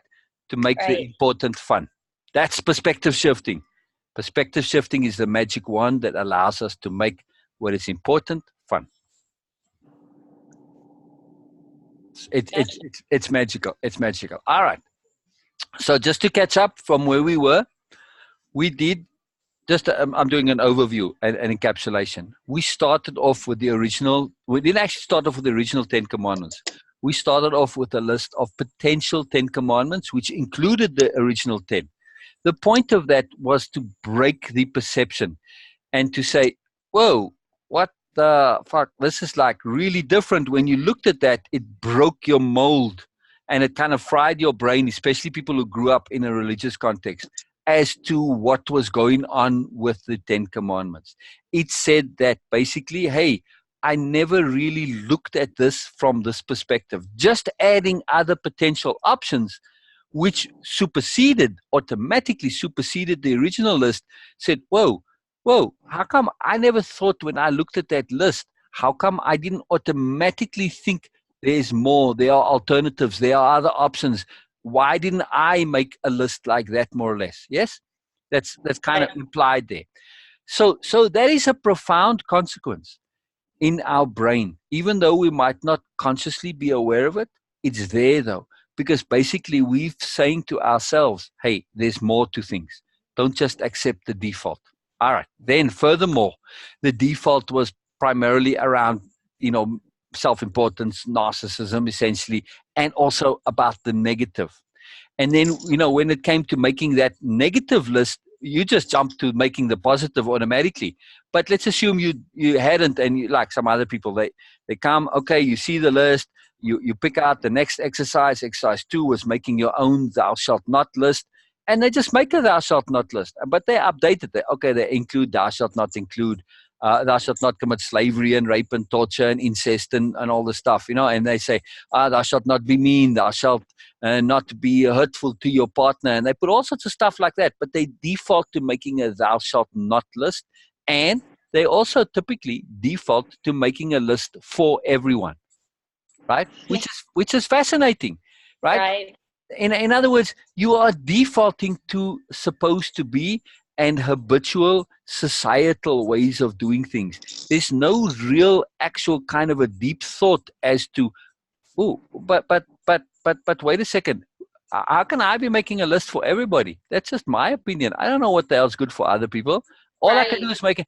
So that leads us to our third list. And we started to make not just a positive list, which was a huge perspective shift to say, oh, the positive includes the negative, but not the other way around. And also we made a personal list, and we also understood when we heard the lists of others that, wow, man, your list is fantastic, but my list is mine, and I like my list, right? So we Right. had that appreciation and celebration of difference, right? Right. I mean, and that right there is a phenomenal perspective shift. So, first of all, we said that, hey, what is in the world is not all there is, right? Right. That and narcissism and negativity, superiority, in other words, and negativity, those are not the default. I mean, they are, but they don't have to be. We can Right. set our own defaults. We can default to positivity, to nobility, to more better defaults than that, right? Right. Particularly the more. And this, when we started to shift and we made that list, we came to realize, OMG, there is always more, right? Right. Right. So that's where we at now. So that awareness that whatever we have around us, we can't just accept it as it is. We have to say, well, wait a second, there's more. And there's an actual session that we'll come to in the course. It's all about insisting on extracting the more. Very simple, very basic, but it focuses just on that one awareness. We want to have that in our brains at all times, to not accept what's coming our way, the default, as all there is. No, there's always more. All right. So the other thing we did with the first part, the first half of the perspective shifting, is we basically took the Ten Commandments and we kind of went out in our perspective, right? Hey, look at me. I'm all fading in and out there. That's a pretty cool effect, though. Yeah. Yeah, See if we arms, come you were back. like, Yeah. Halloween. Anyway, so we zoomed out. We kept on going out and looking at it from a broader perspective. So Right. now in the second half, we're going to do the reverse. We're going to go in. Okay? We're gonna kind of go more tight. All right. So we're going to start by sharing a deeper and more detailed look into where we're at and how we can even further add to what we've done. So that's the other point here. We don't want to just assume that, hey, when we made that plus 10 list, right? We don't want to just assume that's all there is to it. We never want to assume that whatever we've done is all there is to it, because there's always more. So here we are going to look at exactly how we structured or formatted our own list of plus 10 commandments. We've zoomed out to perspective shift. Now we're going to zoom in. Specifically, is how our, specifically how our is how our list written the best for leveraging us to use our commandments. Let's consider the first few and how they're written or presented. Thou shalt be appropriate, thou shalt be joyful, thou shalt be kind and generous, etc. All right, so we're looking at these from the perspective now of whether it's the best for leveraging us to use our commandments. All right. Thou shalt is a commandment from outside. We might see it as coming from ourselves or from our deeper or higher self or something else. There's no right or wrong here. We're perspective shifting to not assume. So maybe we want to say, I shalt be appropriate. Perhaps we feel shalt is too archaic and doesn't resonate. So we might want to say, I will be joyful, or I am kind and generous, and so on. How we structure our perspectives is a matter of personal resonance. It has to feel true and right to us. It's important, that feeling of true and honest and accurate. All right. So this point here that we're making, all about the absolute importance of resonance, right? But resonance to us personally. All right. Because otherwise, that plus 10 list isn't going to have any real use if it doesn't resonate in its particular wording, right? And we're very fussy inside when it comes to wording. It's quite phenomenal how we are, how precise we are inside ourselves and individually. Yes? Yep. Okay. Perspective shifting is greatly helped when we look at implications. If we say, I will be joyful, that somewhat implies we're not so now. And if we say, I am joyful, that again we know is not always true, so we can't really say it. We don't have that deep, comfortable inner resonance. We need an expression which will say we're doing so now as much as possible and appropriate, and we will also do so in the future as much as we can. Right, so just to go over this again, this is very important, right? Because this is about our inner truthfulness. 1 second, let me do something here. Okay, so this is about our inner self-honesty and truthfulness. Like if we say, I will be joyful, again, I can't say that with full kind of truth, because if I say I will be joyful, doesn't that mean that I'm saying in essence to you that, well, I'm not joyful now, right? So I can't really get behind that. So so that's really important. And again, the same thing when if we say I am joyful, I know I'm not always. So again, it's not fully true, right? It's interesting because you hear so much, and I am even involved with the I ams. You know, there's so many people out there that say I am this, I am that, and make it your own. And we have to be exceedingly cautious. I am are probably the two most powerful words in the English language, and we have to be, and dangerous. We have to be exceedingly cautious with I am. Plus also, what we are about here is understanding affirmations and how they work and why they work and also why they don't work. You know, all these people that have these morning affirmations and meditations and stuff, it doesn't really make all that much difference to them. They think it's going to make a difference. They have a belief that it will, but really they end up bullshitting themselves, and it's a false stuff that they're saying, and their inner self say, nah, you're just bullshitting. This is all fake and phony crap, and it throws it all out. Maybe make them feel good in one particular way, but don't really change them, right? Yep. And that's because of this. All right. So what are those inner dialogues called again? What do you call them? The self-talk? Oh yeah, that's what you were saying. But what are the little gremlins? I always forget what you call them. The little part of your brain that sort of says, the inner bureaucrats. There you go. I gotta write that word down. Yeah. It's a hell of a word to spell.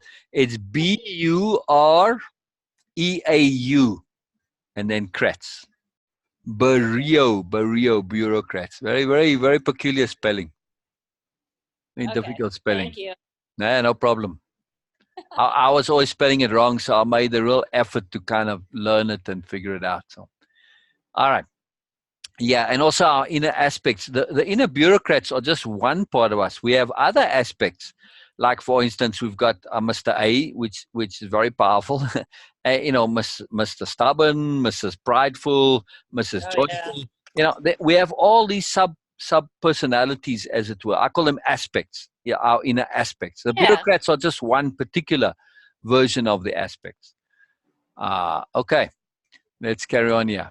Okay, so we can do this by saying that the joyful, we're going to transform it. And we can do this by saying, I will always be joyful.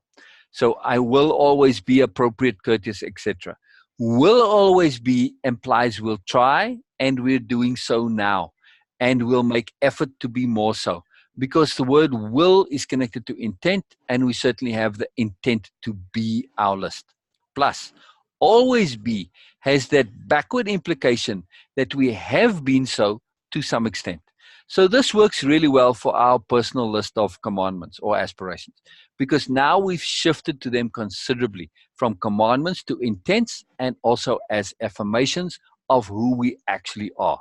We've also set them as ongoing aspirations, not aspirations for some time in the future, but aspirations which are ongoing and continuous. With this change and perspective, we get all four: commandment, intent, affirmation, and ongoing aspiration. Right? Very simple shift in the language. Now, before I move on here, maybe I explain it. I don't remember what comes after this in detail, so maybe I'm already saying what's coming, but it doesn't matter. This shift from saying I am or I will do so, to say, I will always be joyful, I will always be appropriate. It's a way to satisfy the inner bureaucrats and all of the various aspects, not just the inner bureaucrats. There's the Mrs. Pride, for instance, it says, I will be, that's being prideful and egotistical. So they want to let you do that. But I will always be joyful. Okay, I can understand it, because it implies, when I say will always, it implies I'm going to be trying and making my effort as best as possible, right? So I can get behind that. Okay, it's saying it in a very strong and positive way. And I know I'm not always going to succeed, but it's built in there and I can get behind it. What we are doing here, though, it's about the perspective shifting to say how to refine our inner understandings of who we are and how to basically build the building blocks of self, right? Yep. So it's very, very powerful. So it's not about this specific wording. It's about an exemplification of the mechanism for getting there. Yeah? Right. I gotcha. I'm with you. Uh, That's what this whole thing is. exactly. Exactly. We can... Do you see what you just did there, Donna? And what's so awesome there? You just exemplified and expressed and communicated and put into application a very profound shift of your entire conceptuality about what we're doing. Mm-hmm. When we first started, what you just said, it was always in you, but it wasn't so. It wasn't in the foremost of your awareness. It wasn't that you had a connectivity to it. Right. Your perspective right there has come to that profound shift, that you're starting to see what we're doing in the bigger way. Your brain has literally shifted and you're perceiving the world differently. You're perceiving the course differently, right? Right. Huge, huge. All right. We can further add a modifier like as appropriate, as practical, if possible, as expedient, and so on. In the suggested list, this is automatic, as the first intent is to always be appropriate. But how we connect to applying and stating our +10 list is personal, and the objective here is to find that individual expression which fits. All right, so just to go back to that list, because when we're doing this live, we'll have the paper like this, and people Right. have their list, and then we can look at it and say, okay, I need losses. I should always, whatever we're reading. So when we said, I will always be joyful, we can just add as appropriate behind each and every one if we like, or as practical if possible, as expedient, or whatever the modifier is for you. Now, personally, of course, we like appropriate, because we like the philosophy of appropriateness, which is the A+ philosophy, same thing. So that's taken for granted, that it's always as appropriate, right? We don't have to add it on, but it's actually useful to actually write a few with as appropriate, especially if you don't have I will always be appropriate. If that's not on your list, then add as appropriate to the end of some of yours.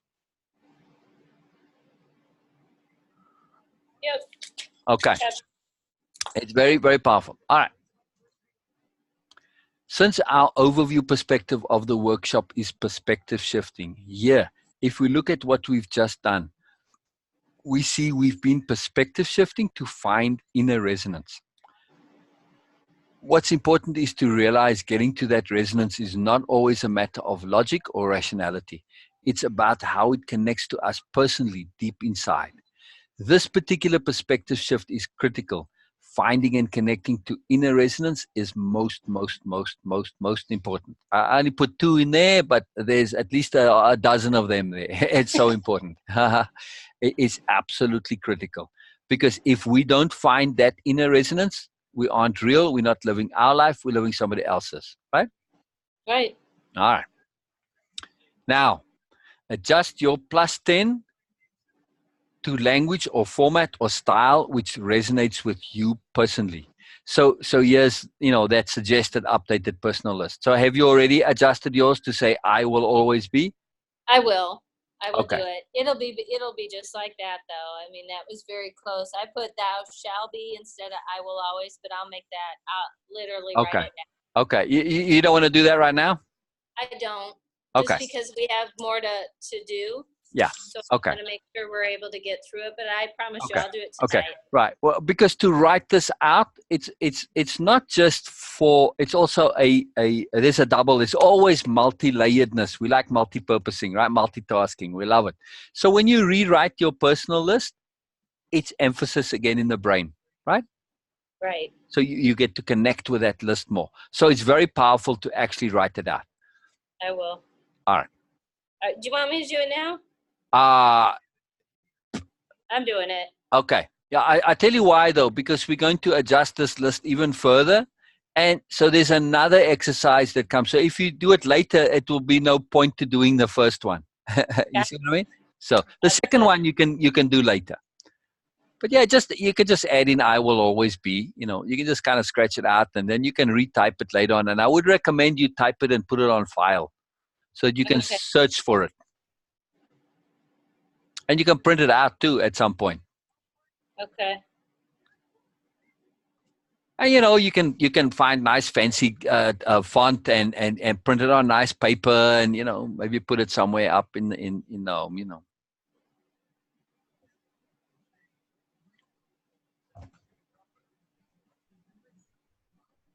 But just do it real quick right now because we're going to redo this list again. So it just quickly. I am. All right. While you do that, I want to go get a plum. All right.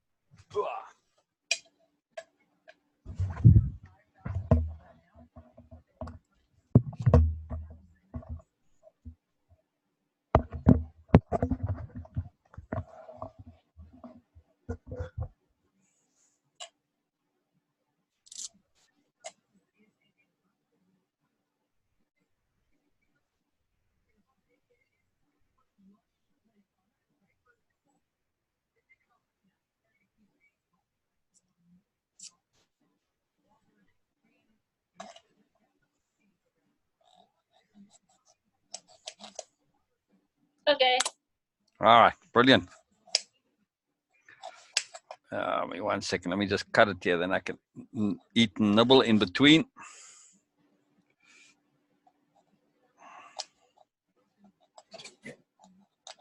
Hey. Tricky. I'm gonna nibble in between two. Say again. I'm gonna nibble in between two. Oh, excellent. Oh, no. This one, not so sweet.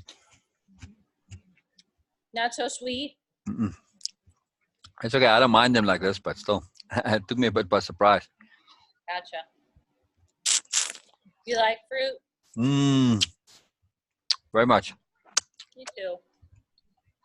Vegetables, no, but fruit, yes. I love vegetables too. I eat very few vegetables, but I eat all the fruit pretty much.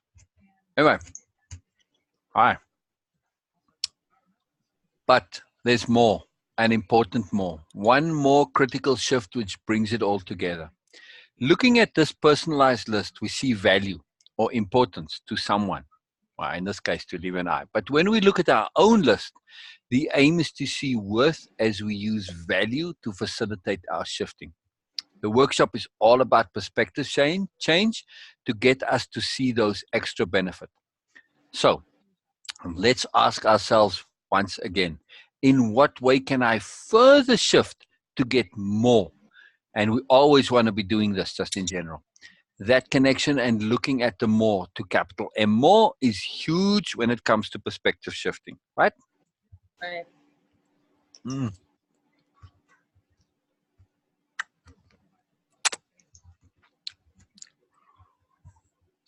Especially love. Mm. is fruit salad. Ooh, yeah.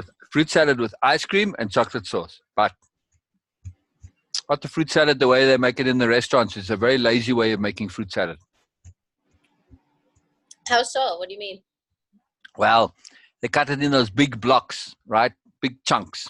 So when you put your spoon in the fruit salad, you can maybe get 3 at the most different types of fruit on one spoon at any Okay. one time. Okay.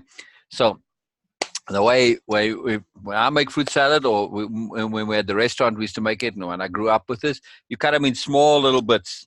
I don't know if you can see here, but So you get the marriage of right, all the different right. No, flavors. no, that would be kind of big, even right. This little size there, so kind of like thumbnail size, like even smaller than that. Right. Gotcha. So all your fruit is finely chopped into little small cubes, small blocks, or but it doesn't have to be cubes, I guess. Then when you're chopping your fruit, you save the juice, and you cut them in so you save the juice, and then you add a little bit of water and sugar as well. So you make a bit of a syrup in it, and then you add just the tiniest, just little bit of vanilla essence. So little that the vanilla essence is but you don't notice it though. Right? I mean, people say, wow, this is wonderful. But they won't say, oh, I'm tasting vanilla essence, right? They won't even know it's there, really. And sometimes maybe even just a tiniest little pinch of salt even as well. But I mean, this is like in a whole bowl that you're making, right? Like for 4 people or so. So, but the vanilla essence is a very key trick to put in there. And then adding the water and the sugar also. So you're making a dessert out of it, really. And then you kind of let it simmer and stew for a little bit. But that way, when you put your thing in, yes, you get all the different fruit. Yeah. Right? You get that. You get that greater whole taste, but when you're chewing through it, you can taste the individuals as well. Right. So very cool. And then, of course, you serve it with ice cream and chocolate sauce. I mean, that's just I've never had that. Oh, I used to, today. When we had the restaurant, I used to eat it every day.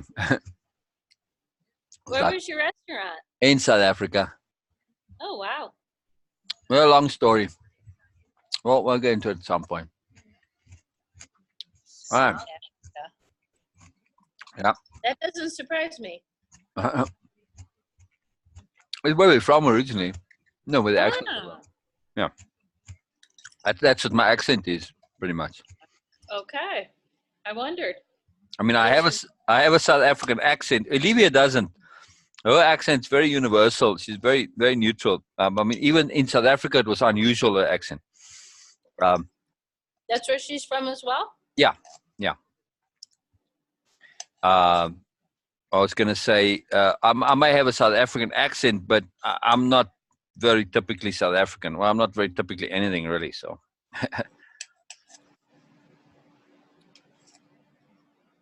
No, I just mentioned that because, you're from South Africa, and it forms an idea in people's heads, but it's, I don't know. I don't know why people do that. It doesn't make any sense at all. I mean, what came into my head, whether it makes sense or not, was just my perspective of that place being very, I don't know, just like I instantly thought of like the game, kind of like the jungle and the beauty of it and the openness and the people there being very spirit oriented, not spiritual, but just spirit oriented. That's what instantly came to my mind. Right. Which just shows how profoundly misleading those perceptions can be. America is much more connected to nature than South Africa is. Really? Yeah. Interesting. Well, South Africa is pretty much like Arizona in that it's mostly, like Arizona. You come to Arizona, some parts are very green, right? Mm-hmm. But other parts it's mostly desert in most of it. But there are sections which are lush and green and all that. Now, South Africa is kind of the same. It's got jungles in one part, but it's a small part of the country. It's got really beautiful, like Napa Valley and wine country, but still the bulk of the country is pretty much dry and nothing going on in it. And so there's a scarcity of arable land, in other words. Not like in America where you've got these vast tracts of land, the national forests, which have just been declared because there's less people here than country. It's the reverse there. There's more people there than there's place. So when it comes to being out in nature, they have national parks, but they're very small in proportion to the bulk of the country. And there are no national forests there. It's all basically the equivalent of, let's say, Yosemite, where, you queue up to go in and it's expensive and you got to wait and you got to book and all that. So to see the game, it's quite an operation. The average South African sees less game than, say, the average tourist that comes to the country. Yeah, you don't see, you can't like go out in the wild and find lions and zebra and stuff running around. You'd have to go to a private game reserve. That's all been either hunted out or, people are farming it specifically. So if you want to actually see it, you'll have to pay money to go and see it. Wow. Just the nature of the reality. So when it comes to nature, it's pretty much like Arizona, It's very interesting that way. Okay.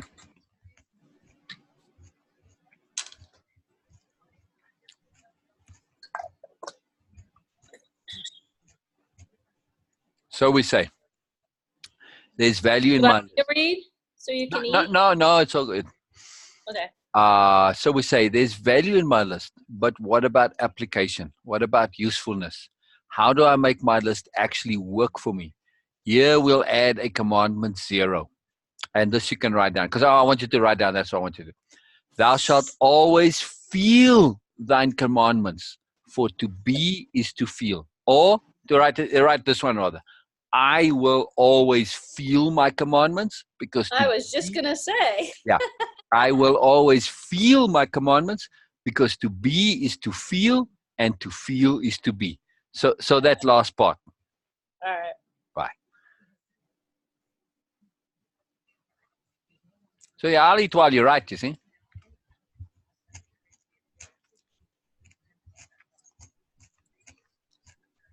Gotcha.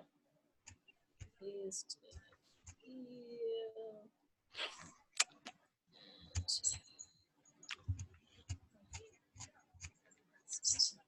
Even shifting from thinking you are your thoughts to a realization how off that is huge. Yes. That took a long time. Yeah. It took me a really long time. We aren't our thoughts, we are what we feel. Right. And if you kind of are disconnected to how you feel, you've shut that down, it kind of takes a while to get it back. Yes, absolutely. And also,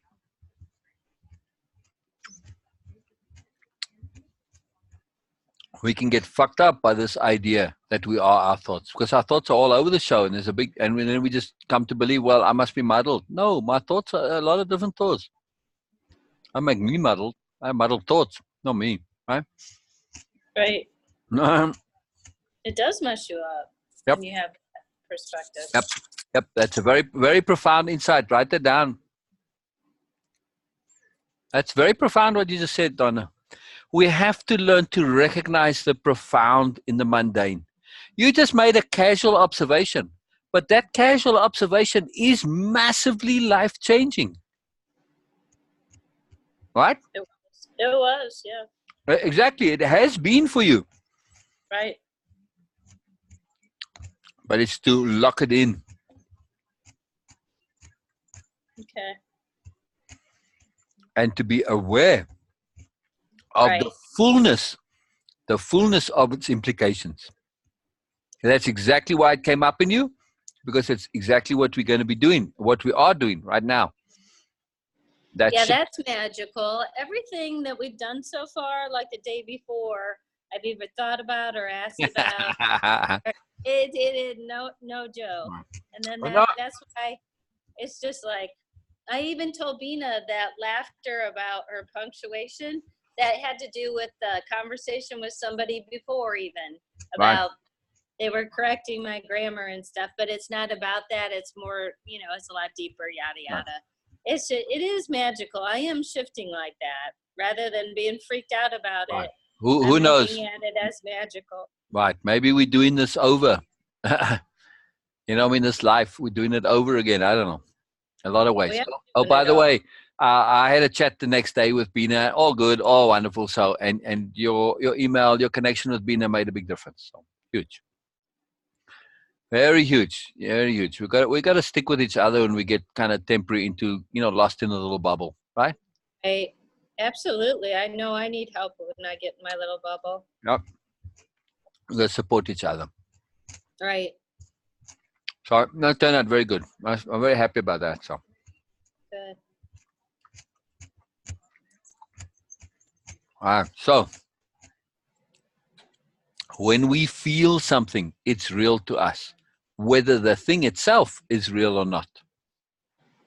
Right. So when we feel something, it's real to us. We connect to the truth of it as we know it. That's why adjusting the language is vitally important. It's so we can connect and feel our list, thereby making it real in our lives. Here we have a profound perspective change, the shift from thinking and understanding to using, right? Yep.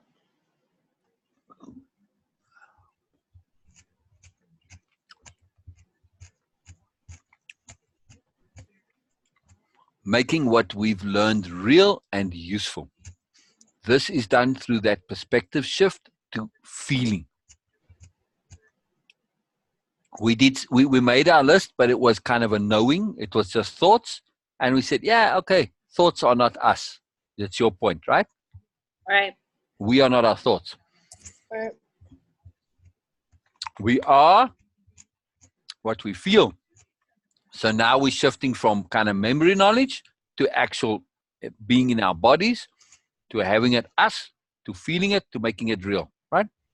Right. And to feeling it appropriately, of course. It's so huge. We learn so much, but actually end up using so little because we think we know when we realize or understand. But if it's not translated and shifted into feeling what we know, that knowing doesn't mean much at all. Yeah. Absolutely. And I see people get stuck with life change all the time because they are arrogant and they think, oh, I understand what you're saying. It's not enough. It's Right. not enough. Understanding is not enough. It has to result in feeling, and we have to even go even further. It has to become a new habit. You can feel it today, but if you don't continuously feeling it, well, it's not going to help you either, right? Right.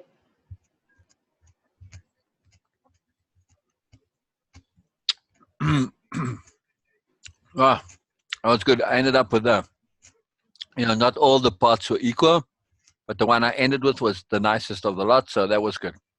Good. Wow. Yeah, sometimes you eat the whole thing and then you end up the very last one is like the worst one. It's like, oh man. That's true.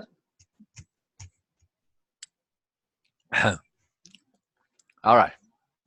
From our perspective shifting overview, what have we been doing with each update, addition, and major perspective shift? We've connected to more, right? Every time we did the new exercise, we went further, we connected to more. And also, we've kept going to that end point of result which actually works and is useful, which gives us real value. And that's important, right? We perspective shifted on the first exercise to the second exercise, right? From that multiple list to making our own thou shalt not list.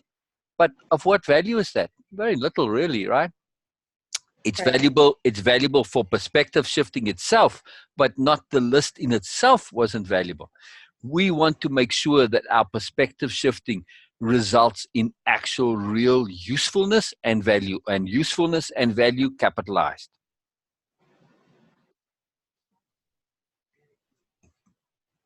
They go in our dictionary of power because they are so profound in their implications. If we're not learning and there's not actual usefulness and value involved, then we're wasting our time, right? Right. I just call that mind fucking. I don't know. There's no better word for it, but I see it all the time. That's what people do. I'm one of them, so. They get all jiggy inside the mind and they think that's where it's at and they believe that they've learned and, oh, look at me, I've learned so much, I'm so spiritual, I'm this, I'm that. And what difference does it make? Where's the actual use and value? Then they get, well, I don't know. So then they don't know. So, all right. So if we keep those objectives in mind, the objective of application of what actually works, we have a powerful tool for helping us perspective shift. Yes? Yep. The key point here is that when we feel what we've shifted to, when we make it into something we can feel and adopt that new point of understanding or knowing as something we connect with so much that we feel it, then we have that which actually works and which will actually be useful. Right? Because the point of everything, absolutely everything, is to feel. In it? Yep. There you go. Very simple.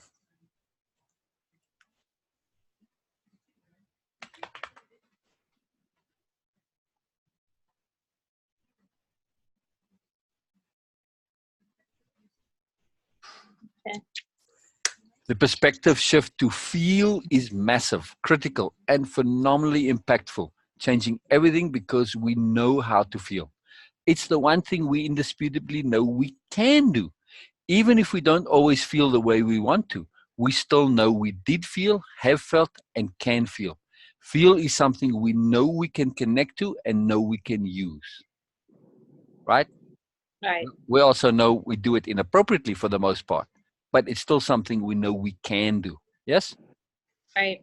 It's not some pie in the sky thing that we're looking to achieve here, like say enlightenment. We're looking to feel. That's it. All right? Something we know we can do. It's a start. Feeling appropriately might get us to enlightenment, but nonetheless, something else. We want to start with what we can do, right? Otherwise, we got no way to go. Right. I mean, all these self-change programs, they always have, I tell you a lot of stuff, but they never tell you how to get from where you are to there. Right. So you've got this gap in between. Okay, I see your objective and I love it. It's fantastic, but tell me how to get from where I'm at in the very next step. What is the thing that I can do? So we have something we can do. That's feeling. Now it's about modifying that feeling and adjusting it, updating it, upgrading it, learning to tweak it, use it, being in control of it, right? Right.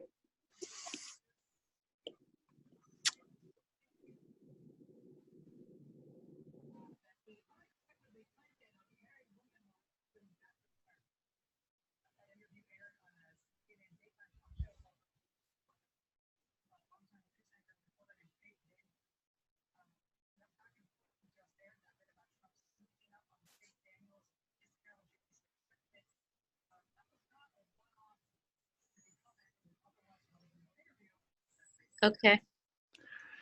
Very exciting. Very exciting. Oh, I just love this stuff, We might say we want to be joyful, for instance, and that it's good to be so, and set the intent or even command ourselves. But some part of us says, yes, I see the value and goodness of it, but what exactly does it mean to be joyful? When we start to think of it like that, the whole thing becomes complicated and disconnected because we're trying to think about a feeling, and well, in the end, we can really only feel a feeling for it to fully make sense. When we think about feelings like joyful and realize there's much we don't know and believe we don't, then we lose that applicability, that realness of doing. But if we make that perspective shift to feel, and we now say, wait, I know how to feel joyful, even if only more or less. I've felt that before, or feelings along that line. So it's just feeling it more or slightly differently, doing that feeling more regularly, more deliberately, more consciously. I can do that. I can do that because I know how.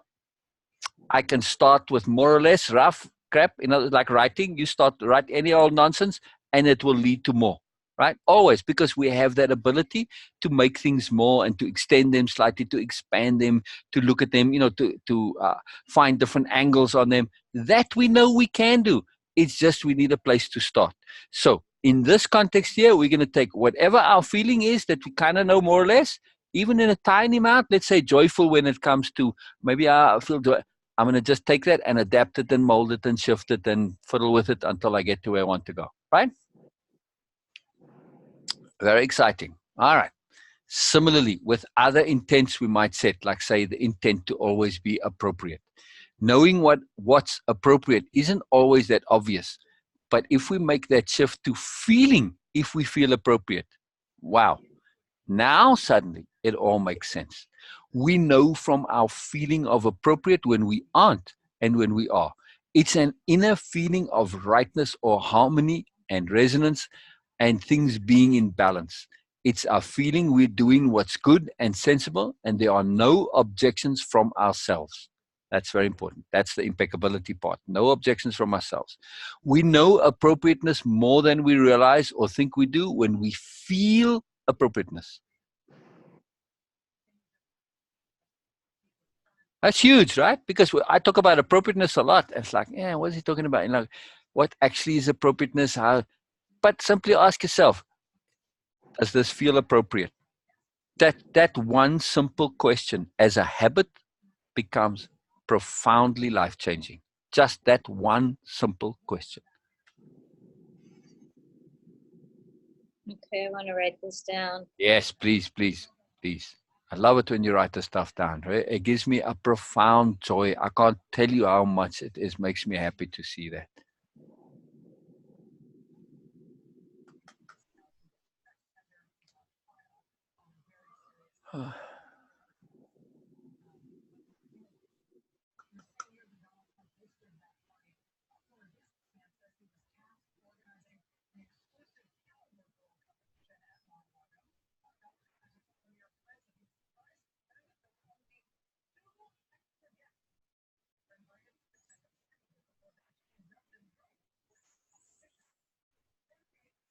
I have a question on appropriateness. It says like the feeling of rightness, but yet you say there really isn't right or wrong. It's more of a how it feels for you. It's your rightness. Did I miss the word "you're" in there? It's an inner feeling of inner feeling of rightness or harmony and things being in balance. But yes, I shall amend this and I shall add in there. Watch my edit for you. Right. Okay, I gotcha. Yeah. For your rightness, harmony. No, you're right. Exactly. No, it's good to make the distinction. It was implied because of inner feeling, but it's good to be specific. So right, it's your inner, because there is no right or wrong really. It's all what's appropriate, and it's what's appropriate for you. Right. You've End said of that story. so many times for emphasis. I know, but we can't say it enough. Don't matter. Because we want to, our brains are habituated with a lifelong pattern of this. So in order to change that, because it's so entrenched, we have to overbend. Donna. Yeah. I don't know if you have snow where you're at. Do you? Do I have what? Snow. Does it snow where you're at? In Ohio? Oh, yeah. Okay. All right. Cool. So we have like little, I don't know what they call. I think they're called fir trees. And I don't want to move the mic. Well, so I have to chance it. Well, to get the not the mic, the camera, to get it back to the exact position is sometimes a bit tricky. Shit. No, yeah, unplugged it now. But I want to show you, because this is a profound concept. It's very huge. This overbending concept.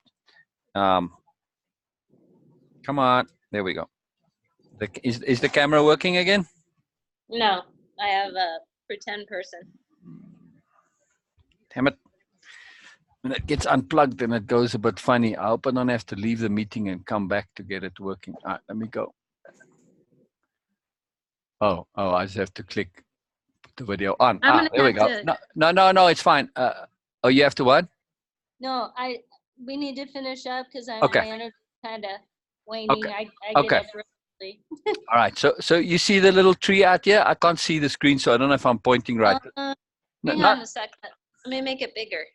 Can I make it bigger? Oh yeah. No, that works. Okay. You see the little tree, and there's two of them, and then the one in the middle. It's the two on the sides that I'm talking about. I don't know if you can see their kind of stems there. They're still young. Now, when it snows, because they're still young trees. When it snows, those those branches bend like crazy. You know, they go all the way down to the ground. I don't know Yeah. if you've seen that. You know what I'm talking about, right? Yeah, I know what you're Okay, talking about. right. Now, when the snow melts, that bush is like instead of being all straight up the way it is now, those things are all kind of lying kind of halfway down, not down on the ground where they were with the snow, but they've only come back up again, right? But they're all kind of bent, they're kind of curved, right, after the snow. You know what I'm talking about? Right. Right. Now, if you take those specific trees and you want to straighten that branch, you can do it. You can literally bend them straight again. But you have to go from the bend like this, and you can't just bend it to straight. You have to bend it past straight, and then it kind of springs back. Uh, That's overbending, right? So you know exactly what I mean, right? And this overbending is what we have to do when it comes to the changing of lifelong habits. We have to kind of emphasize in a bit of an excess to get it to happen. Hang on 1 second. Let me put the I halogen totally on. I get what you're saying. Right. It's a profound concept. Dang it. It's really, really huge in the overallness of what we're learning. And it's why I'm quite happy to do these, to do the core stuff over and over again and again, because it's overbending. And we have to know this about ourselves. Without that profound overbending, we won't change these lifelong habits that easily. And a lot of people don't understand this about overbending, so they think they can just kind of learn stuff and take it to basically getting it to that, to where it's straight. And now you've sort of, okay, I've learned the lesson, I know it, but then we just bend back to that where we were before, right? And that's why they don't end up with actual, real, deep, lasting, profound life change. It's a very, very, very big deal, this overbending. It's a profound concept, and it goes in your dictionary of power.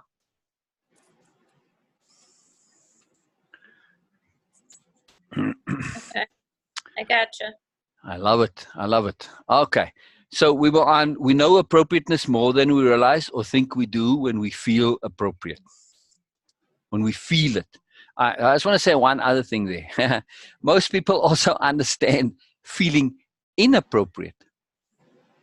So we can use the reverse to get to where we feel. In other words, we can say, I don't necessarily know what it likes to feel appropriate in some situations, but I know what feeling inappropriate does. So if I'm feeling inappropriate, okay, don't do what makes me feel inappropriate and keep not doing what makes me feel appropriate. And then I'll get to a space where, okay, now I'm there. So we can do it in using the reverse also. Very powerful. Making the shift from from knowing, from all our understanding, and adding feel to the mix makes all the difference. We still need the mental, because that makes us aware, and aware of what is appropriate to feel. But even more than that, through perspective shifting and awareness, we come to know of them more, and thus that there is more we can feel. That's most awesome. Now, we can take our existing abilities to feel and extend them, adapt our feelings, connect them, link them, tweak our feelings, feel a bit more, feel a bit less, and thus adjust the feelings we already know, expanding them into that magic of the more our perspective shifting has connected us to and made us aware of. When the body realizes there's more it can feel, when it comes to know those superlatives of feeling and perceiving are available, it's most excited, as this is real to the body. It knows without a shadow of a doubt that this way of knowing and way of doing is utterly doable. A profound shift of perspective and belief of actuality, making all the difference, right? So that connectedness to realness is what we're talking about now. We're realizing that, hey, we can do this. When we extend our comprehension to include feel, we connect the dots of learning and doing. We especially enable the actual application of our personal intents of being, that list, in other words, and your list that you made when you started the course, right? Those we so earnestly wish to implement, but struggle to if we don't make this connection and perspective shift to include feel into our tools of being. In order to apply our intents and resolution, our commandments and aspirations, we absolutely also have to feel them. Yes? All right. And this must be resolutions, plural. And I think I shall capitalize resolution also. That has everything to do with our very first conversation of how I said I was in and out. Yes, the clarity of intent. Yes, that first session of the first module. Yes, correct. Right. And we can go over that next time with this logic in mind. I go over my notes a lot. Yes, I should hope so, because that's what we need to do, that overbending. Yes, yes, absolutely. And if ever you go over your notes and it's like you lost your camera there for some reason, if you go over your... My battery's getting low. All right. When you go over your notes and you feel like you're not quite connecting with something, call me up, connect me, just say, hey, let's get on Zoom, and then we go over it. All right. So let's look at how this updated perspective shift to feeling our list looks when applied. So this is an updated, useful, personalized, possible plus 10 commandments and intense affirmations and aspirations. CIA, I guess, CIA. So 0, I will always feel my commandments, because to be is to feel. I will always feel appropriate. I will always feel joyful. I will always feel. So on your list, go and rewrite them, because probably you got them. You kind of scratched it on the line and added. It's not all neat and tidy, right? So as the exercise for later, I recommend rewriting it all really nicely or typing it out in this way, right? Okay. All right. So now adjust the language of your personalized list to feel. Yes, it's a bit messy, but saves. Okay, so this is it's powerful from an emphasis point of view to rewrite that. So it's fundamental for training the brain. I want to get, okay, so I tell you what, Donna, you say you want to end about now, or how long do you have? Because there's still a lot to this, to finish it all. So we have to pick a time to end, and this is not a bad time. But we've got a couple of questions. Let's just do these questions, and then we'll be going on to the next exercise. Okay. I think so. So how does your personal plus 10 list connect to you now? It's just more. That's enough. If it's connecting to you more. It's just more. I know. That's enough. That's exactly what I was going to say. The other, it was just sort of a list and out there, and now it's just more. It just is. Right. So these questions we always ask. That's like very, very obvious stuff. Is your plus 10 list now more usable? Well, yeah. Why? Because you can feel it, right? Right. Okay. When you feel an item on your list, does that make it more real? Yeah. So keep these questions in mind for when you rewrite your list. Actually, write down these questions, if you don't mind, real quick, Donna, so that when you rewrite that list or when you retype it out in detail, then you kind of keep the list, these questions to the side there. And then you make the connectivity between the list and these questions. Okay, so first one, how does your personal plus 10 list connect to you? Now write it in me. So how does my personal plus 10 list connect to me now? Put them in first person. Okay. All right. 2, is my plus 10 list now more usable, and why?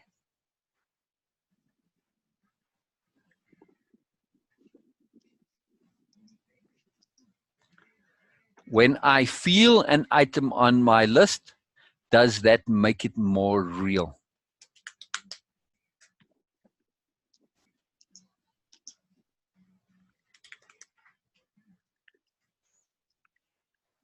And number 4, I don't know how fast you write when I'm talking. Should I just keep real time, or do I go too fast? No, you're good. Okay. So number 4, does this last change to my plus 10 list shift it more to a list of intents?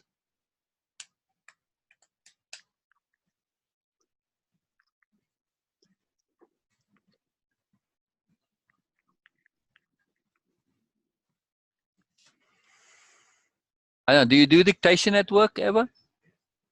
No. No, you used to at some point? No? Yes.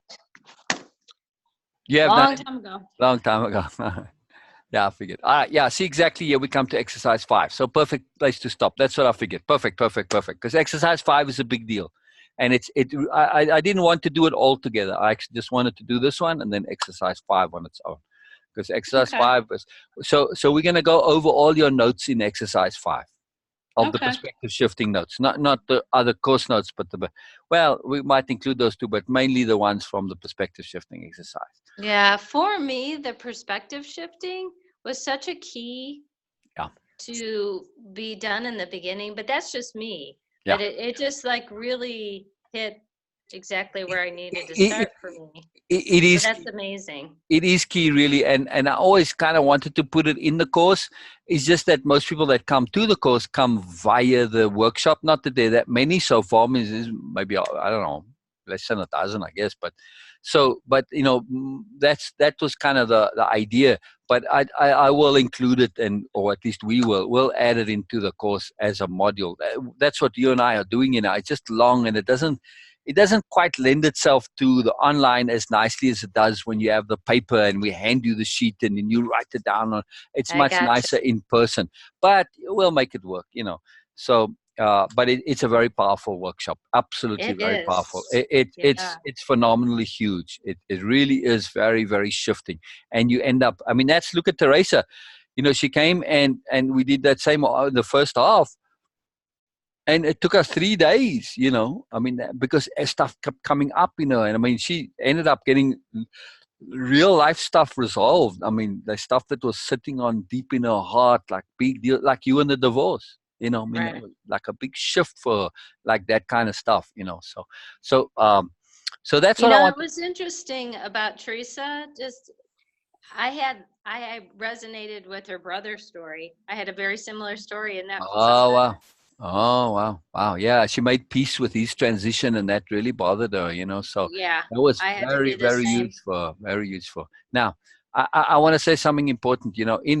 In like with Teresa, I mean, that really, it's kind of like therapy in a sense. I don't like to think of it as therapy, and I don't like to use that word. Well, Right. because people get and I'm not a fan of regular traditional therapy, but nonetheless, part of the course is as we do stuff and stuff comes up like the divorce or like a brother or whatever, it's something that's kind of, it's not fully balanced inside. You need to say those, and we need to speak about those. It's very important, because those are profound opportunities for the learning of how to perspective shift, how to apply impeccability, how to apply all of the things in the course. We need that practicality for the pertinence and relevance. So please, whenever something, as we go along, if something comes up, let's get into it. We can put the course stuff on hold. We can always know where we stopped and come back to that. But that pertinence and relevance, that doesn't always come back. Stuff bubbles up, and then it's there, and then it doesn't come back necessarily if we don't deal with it. And it kind of gets filtered back, and it sits inside there, and it's not dealt with. And we do need to deal with that stuff. Very important. Well, even like with Bina, remember I was talking to you about, well, it's my whole volcano post that in the beginning I felt as though, like you were talking, there's this phrase out there of enlightenment, Right. and if I reach a point of enlightenment, quote unquote, or my consciousness raises, or whatever the words are, and I'm going down this path, I'm going to arrive at a place. So that's totally different now. It's Right. not an arrival, it's a journey, and it's a process, and we are the process. There you That's a go. whole shift right there. And Yes. then it was interesting to hear Bina say, about losing friends, and you would lose people along the way, and even that shifted, because that situation, it's not even accurate. It's all about your process and what's going on within you, Exactly. and nobody else can really relate to that. However, when you're grounded in your truth of who you really are, it adds to everybody else. You don't lose them. It's like you meet them at wherever they're at, and it's Yes. okay. Yes, yes, yes, yes. Write that And down, please, Donna. That is right. such a huge. What you did now is what these sessions are all about, right? I mean, we did the course session now, right? I mean, it's part of the course, but what you did was a takeaway session. You gave me your takeaway on what's going on, which is sharing your understanding, your knowing, how it relates to you, how you own that learning and knowledge. Right. You weren't just sharing me with, oh, wow, that's interesting. You said, this is how it's working for me. This is how I have changed. In other words, this is what I have made my own and am now owning. This is now what is actually me, right? Right. You were expressing a fundamental change of being right there. And that's huge, huge, huge, right? Right.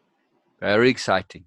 So it's very important, these takeaways. You got to share how you see it, how it's made a difference to you, how you understand it, how it fits and clicks and settles into you, like you just did. That was phenomenal. That was really huge. It was massive. It's really massive. Good place to end. What do you think? Yes, yes, very good place to end. Ah, I love it, Donna. I love it. I love it. I love it. All right, we'll connect and we'll do the rest whenever you want to, as soon as we can. Is To there anybody that's going to join that wants to do the perspective shifting with us, or Well, do we need? both Bina and Teresa do, but it's about timing and scheduling. So we'll Okay. just do things individually, and Okay. the same thing when it comes to reading the Biala series. We'll just go our own pace. It's not practical. It has. I would like to do things more together, but it's not working out that way. So when it does, it does. If not, we'll just carry on. Okay. Very Because good. occasionally we might have to go back and repeat, but you don't mind them as much as I don't. I'm assuming you don't mind them, right? No. Yeah, I like doing the stuff over because it's always different. It's never the same, right? It's Right. amazing, amazing. So you'll see Sounds good. as we do stuff, you'll see it's always different. So it's very exciting. All right, I'm very much looking forward to doing the reading of the Biala series. Now tomorrow morning, well, you're working tomorrow, so you're off on I Fridays, do. right? I'm off on Fridays. That's good because that gives a Friday morning because like both Teresa and Bina are available in the mornings. You see, our mornings. So, I mean, Teresa's in California, but just the way her life is set up and stuff. So, but she's Okay. also keen to do things more privately. She's a little bit nervous right now. She's feeling a bit vulnerable in terms of group. So that might come later. But either way, I do like the group interactions. I do enjoy them, but I also very much enjoy the one-on-one because that's really they're both different. They're not exclusive of each other, right? All right. They're both good. They're both good. So It's all good. it's very profound to share. Also, it's very different, because Well, I that just found that like when they share, it's like I could resonate with it. And sometimes it was I could resonate with the growth I've had. That's kind of how I used to see it. And then every once in a while I'd be like, I'm not quite there yet, but I get what you're saying. I just don't feel exactly it yet. exactly. Or if it's on something that you are dealing with, and somebody's dealing with something in their way, you can kind of put the two together and say, wow, you know what, if I kind of use a bit of that and I use a bit of mine, and Exactly. now I can make that cake. It's sharing like that, it's really, really huge. That's why the new nobility hang out and do all the sharing all the time and interact the way they do. Their whole society is built around Right. this exact concept. So Not teaching, but sharing. exactly. Yeah, no bloody teaching. We all learn all the time. So who's to teach? I'm learning and you learning both at the same time. I do, and Olivia, we do the stuff with you, not doing it to you, with you, right? Yeah, absolutely. That, It's that's awesome. why that's why I can do it all the time because You it's, can, couldn't it's, you? it's You oh, just be absolutely. going all night long. It's always awesome. I mean, there's always magic in it. So there's always something to learn and grow and extend. And if it is a literal actual repetition, well, brilliant. I'm practicing now. I'm putting it into place, and That's I'm true making it too. into a habit. So I'm changing my profoundness of Yeah, that's what I so want to do. I have a lot of the knowing. I just want to make it become part of me. exactly, And and that's that what this is doing. precisely because we always coming at things from perspective shifting, from abstract thinking, from feeling it, from applying it. So we're getting into a new habit of being, right? Right. And Right. that's why I don't mind doing this a lot because it makes for that profound shift. It gives that opportunity to happen. So as we go along and there's more people and we have more regular group activity, like on the Wednesdays and the Saturdays, that will Mm-hmm. become a big deal. Plus, over time, as more people come, the group will change, the Sassy group on Facebook. And at some point, if we have enough, we'll make it a private group and then we'll really get that confirmation of being, that societalness of that more, where you start to entrench. And when you go into that group, when you kind of connect to those people, hopefully there's interconnection all the way around. You can't help but then interact in this new way of being, which you don't get the opportunity to do everywhere else in your life. Right. And that's huge. And that's huge. It's the opportunity to actually implement and practice and express. And that's powerful. And at first we have to get a bit obsessive because we have to overbend. That overbending is a very powerful concept. I can see that. Very, very powerful. All right. Brilliant. I want to keep you up past your bedtime. 8 o'clock tomorrow? Say again? Are we having the 8 o'clock meeting tomorrow? As far as you know? Yes, correct. It's a standard. It's on schedule every week. Correct. Yeah, I'll send the email out. But yes. Okay. You and I, though, we can come on earlier. What time did we come on today? Is that the good time for you generally? 7. I can't tomorrow. Oh, but I'll just be on at the 8. Okay. Either way, I'll see you tomorrow then. That sounds good. Yes, it sounds fabulous. Thank you, Donna. Thank you. All right. I love Bye. it. See you tomorrow. Bye-bye. Okay. Bye.